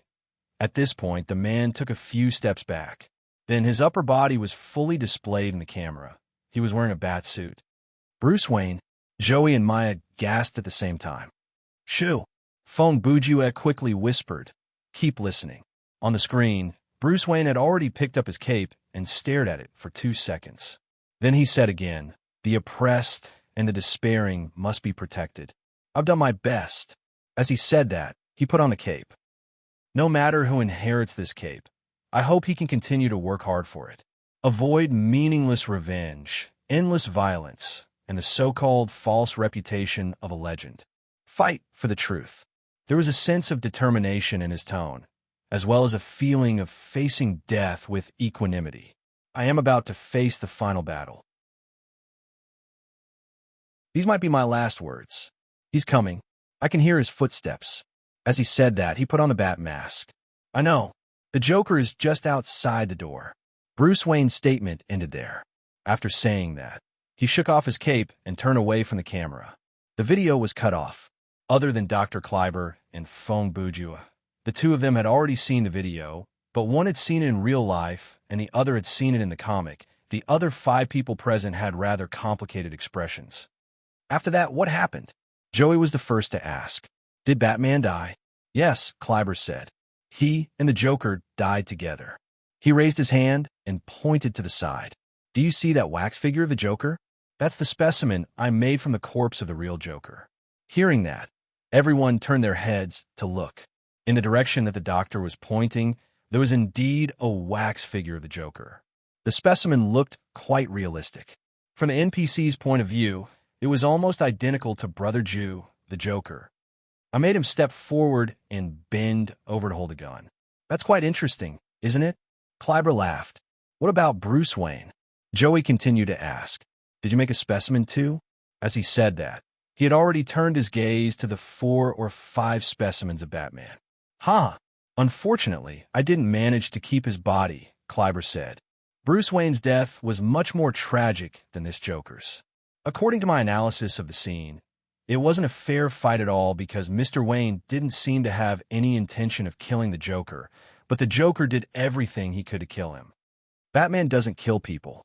Fong Bujue continued. This is one of the principles set by Bruce Wayne. If he can't abide by this principle, then he can't be considered the true successor of the cape. Brother Jew seemed to be explaining to everyone, but in fact, he was explaining it to Joey. Then what happened after that? Joey asked Clyber again. War, Clyber replied. Chaos. He lit another cigarette and continued. A few Robins, the real Robins and some other heroes, stood up. They started a war with the supervillains, and the result was the destruction of half of Gotham. He shook his head. This war lasted for many years until one person stood out.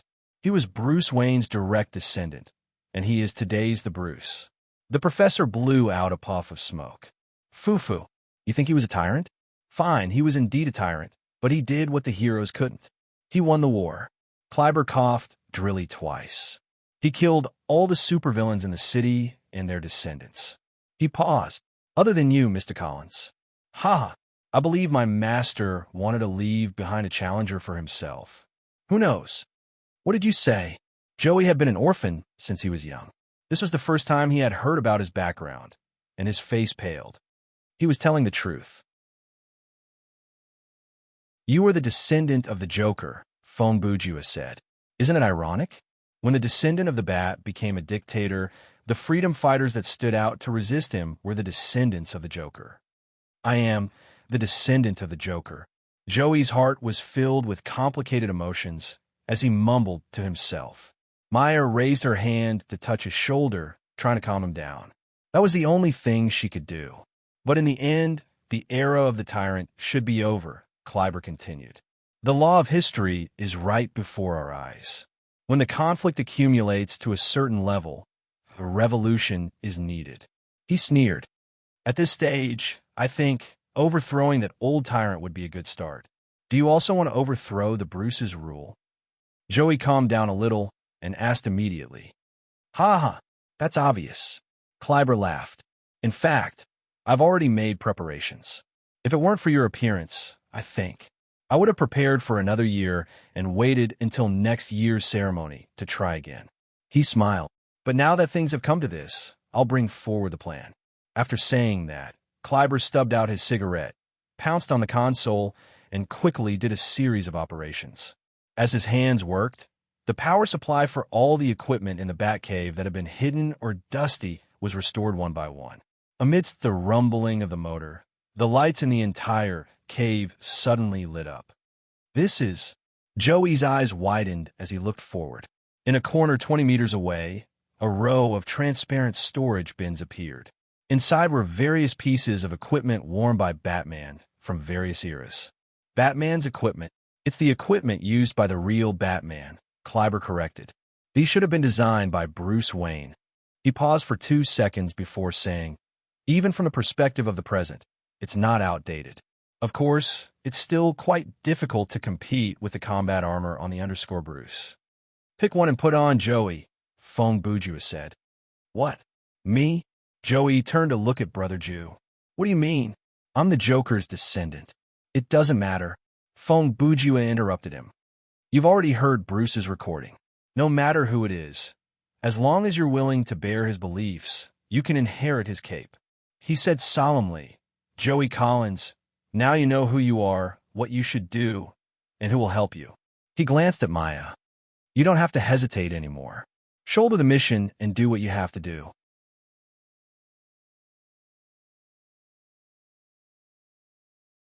Chapter 618. The night was still going on. At this moment, under the high platform of the Bat Castle, a large crowd had once again gathered. In the past, they only came here for one purpose, and that was to worship. Tonight, however, they were here to kill. Hand over the bat. Kill that liar. Let him come out. The crowd shouted one after another. They were angry, they were passionate, they were impulsive, and they were crazy. All of this started with the smiley face symbol in the sky. The smile seemed to have a magical power that implanted rebellious emotions in everyone's heart.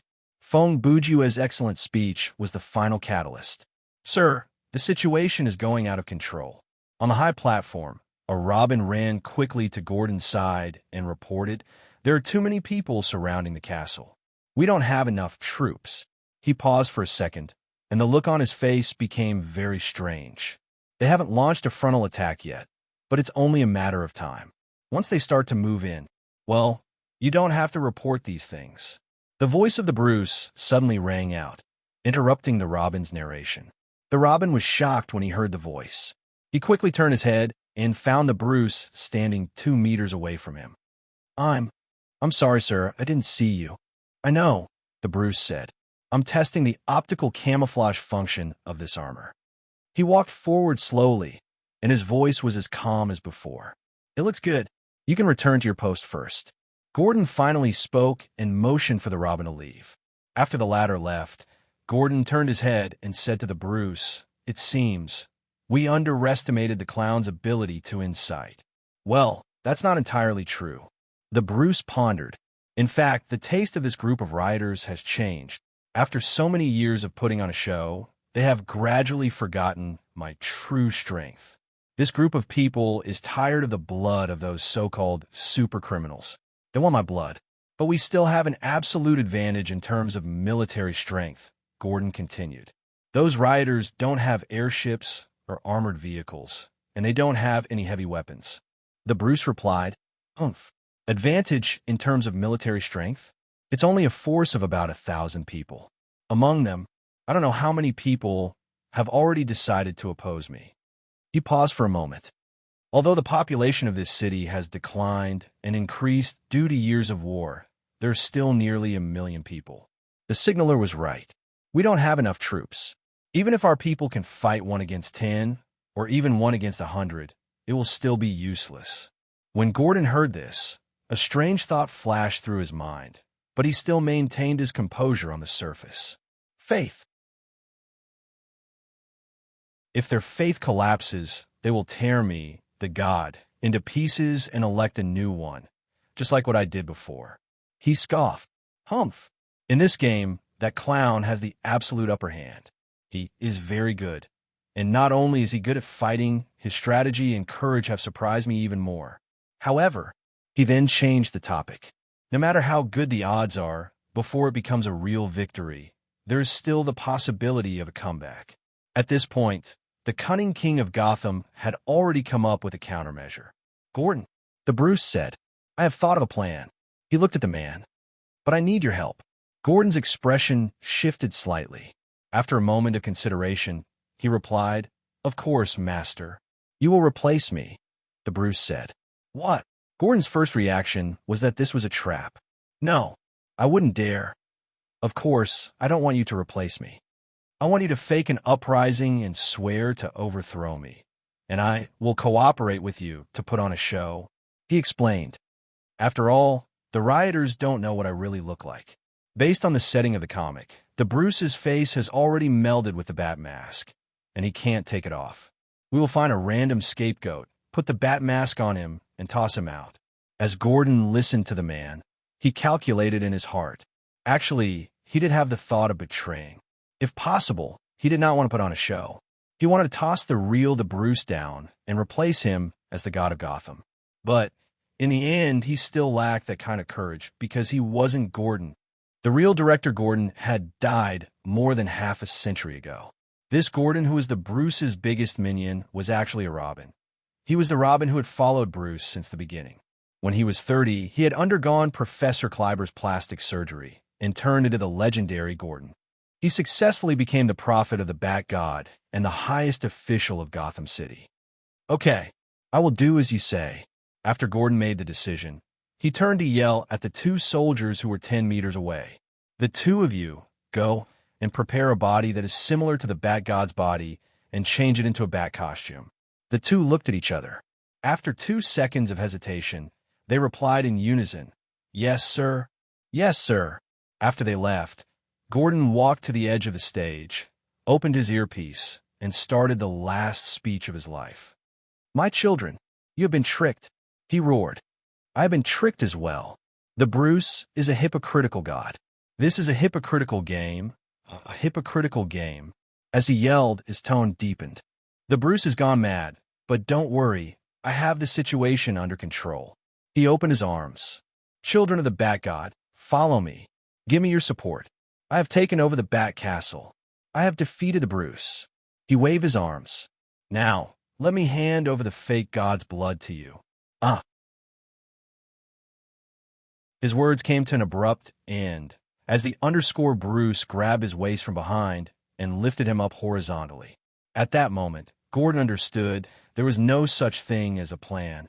It was a trap that he could not see through. Gordon is the fake one, a failed servant, a liar. The Bruce was indeed a hero. This plan of his was truly vicious. "Look, he is the crazy one. He has been eyeing my position for many years and has faked this ceremony to trick me. Now, he is spouting nonsense, saying that he has replaced me. No, it was him. It was him who made me." Gordon still tried to explain, but Bruce's arms tightened. He crushed a part of Gordon's spine, causing him to scream in pain. "Look at this madman. His mouth is filled with lies and roars," the Bruce continued. Your god of bats, I'll now hand him over to you to be judged." Before he finished, he tossed the second in command of Gotham City, who had served him for many years, off the stage.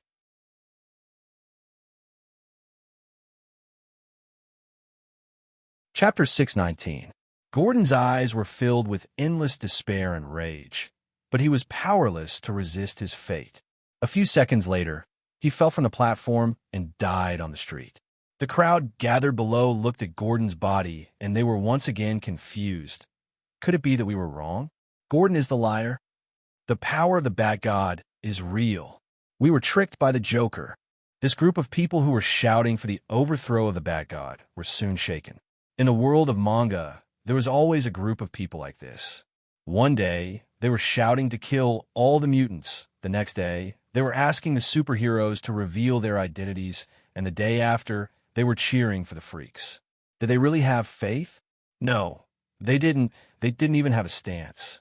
Hypocrisy, reality, stupidity, rationality, these were intertwined to form this group of people. At the end of the day, the thing that influenced them was nothing more than reality. Just like the saying in a movie, they help whoever wins. This was something Fong Bujuan knew very well. There was a burst of maniacal laughter. The next second, Fong Bujuan, the Joker, appeared on all the big screens in the city again. "You deformed Bat God. You sure are ruthless. What's going on?" The Bruce immediately whispered into the communicator next to his mouth. "How did he appear on the screen?" "This we don't know, sir." The staff in the command center replied through the communicator. "We didn't send out any video signals." "Tis," the Bruce scoffed. "Then hurry up and find a way to stop him." "We're already trying, but..." The same voice replied. "It doesn't work." He paused. No matter what method he used to hack into the system, his access level is higher than ours. When the Bruce heard this, his expression changed. He had an answer in his mind. "Clipper." He gritted his teeth. "D*M in it. I should have thought of this." "Humph." On the big screen, Brother Jew continued. "Do you really think that by killing Gordon and pushing all the blame on him, you'll be able to regain your throne?" He raised his voice. "And the rest of you, a bunch of brainless idiots. In the past few decades, you have seen him do this countless times. Could it be that this time is any different?" He's right. Gordon's death doesn't mean anything. "Liar, accept your trial." When the Bruce saw the group of people's attitude change again, he was furious. At this point, he only had one solution. "All of you shut up." The Bruce stood at the edge of the high platform, waved his arm to open his cape, and roared angrily with the sonic device on his battle armor. The sound waves of his voice, coupled with his kingly aura, the square outside of the Bat Castle. "You want my blood, don't you?" The Bruce looked down at the kingdom that he had ruled for many years. He looked at the ignorant and greedy subjects and said a very bold sentence. "Then come and get it yourself." As he said that, he took a step forward and jumped down from the high platform. The black bat wings opened in the air, and the shadow of the bat landed swiftly. At that moment, the group of people who stood below retreated instinctively, because they finally realized that even if the Bruce was not a god, he was a qualified and indisputable killing machine. Bang!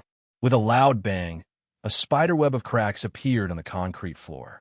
Both of Gotham King's feet landed on the ground, and he opened up a circular area among the crowd. No one dared get close to where he stood. "Come on." The Bruce stood proudly and said coldly, "I'm standing right before you.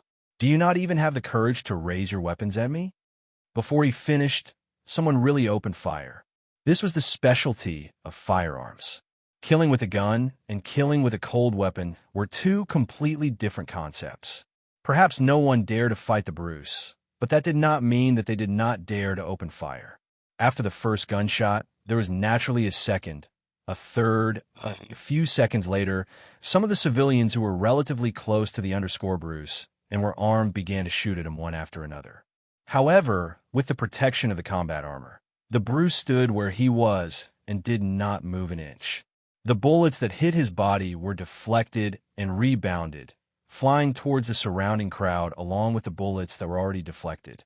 After a series of gunshots, there were screams, wails, and roars. Blood did flow to the ground, but none of it came from the King of Gotham. Instead, it was the people who surrounded him who fell. "Questioning my divinity is the biggest mistake you've made in your life," the Bruce said as he slowly walked forward. "I will personally judge you and make you remember the only truth in this city." "Is this your plan? What is this? Unparalleled bat?" Phone Bujue on the screen continued in a mocking tone. "Using extreme violence to spread fear and rebuild the foundation of faith on the basis of fear, huh? This is so ugly and so boring. You think you have a right to say something like that to me?" The Bruce knew that the clown could hear him, so he raised his head and replied, "Aren't you spreading fear?" "Yes." As expected, Phone Bujue replied, "But my goal is different from yours. I don't want to rule anyone. Ha ha. I just want the people here to understand some basic principles." "Principles?" The Bruce scoffed. "Humph. From how I see it, the only people you can teach others are anarchists." Many years ago, Brother Jew interrupted him and said in a serious tone, "In this city, there were indeed many people who you regarded as lunatics. This group of deranged sociopaths and anarchists were called supercriminals by you." He shook his head slightly. "And I want to reiterate, I, the clown, am different from them." At this point, there was a sudden change. "Look. Oh my God. It's Batty. It's a new god. A new god has descended." There was a commotion in the crowd because they saw another person wearing a bat suit and a batty cape, flying through the air. The Bruce looked up and muttered, "Collins. Ha! I knew you would come." Although Joey was wearing a bat mask, Bruce recognized him at a glance. This was because Bruce's combat armor had a very advanced facial recognition function. As long as the combat armor system had the corresponding character's information and the thermal induction system was working properly, ordinary facial disguises were useless. Just in time, as the Bruce spoke, he had already raised his left arm and shot a bright yellow laser beam at Collins in the air. "Go to hell." Joey's reaction was very fast. He pulled on his cape, turned diagonally in the air, and dodged the attack. He landed 10 meters in front of Bruce. The surrounding crowd retreated like the tide. Obviously, they wanted the two Bat gods to solve the problem on their own. "Are you ready to fight with someone stronger?" After Joey stood still, he pulled his cape to cover his body and confronted Bruce. "You're very smart. You even know to use a cape to hide your intention to attack," the Bruce said. "Unfortunately, In front of me, these tricks are meaningless. This was not a bluff. At this moment, he had already seen Bruce's action of taking something from the universal belt through the thermal imaging. "Today is your end, Bruce." "Bruce!" Joey shouted and threw out a bat dart. "Huh." The Bruce sneered and responded with a bat dart. Although his timing was slightly slower than his opponent's, his bat dart arrived first. It successfully deflected Joey's dart and continued to attack. Joey had no choice but to roll to the side and lean against the wall to avoid the dart. As the bat dart swept past his side, he shouted, "Your armor can't protect you forever. But it's quite useful now, isn't it?" The Bruce replied nonchalantly, "Umph. Collins, show me everything you've got. I've been waiting for an opponent like you." His eyes were full of excitement. "Come on, kill me, and you'll be the new god. Don't think I'm like you." Joey strode forward and kicked. "I don't want to be a god. I want to be Batman." Crack! Joey's flying leg hit the Bruce's jaw. This part was not protected by armor, and the strong impact caused a slight concussion. This caused the Bruce to stagger back involuntarily. "That's impossible." The Bruce was shocked. How can he be so strong? This is definitely not something an ordinary human can do. You must think it's strange, right? Bruce. Fong Bujiwa's mocking face spoke through the big screen again.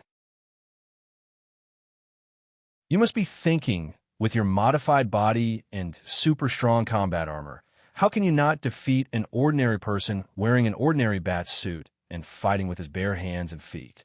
He paused for 2 seconds as if he was about to say the answer, but I'm not going to tell you why. Brother Jew laughed, opened his arms, and turned in front of the camera. "Take your time to figure it out."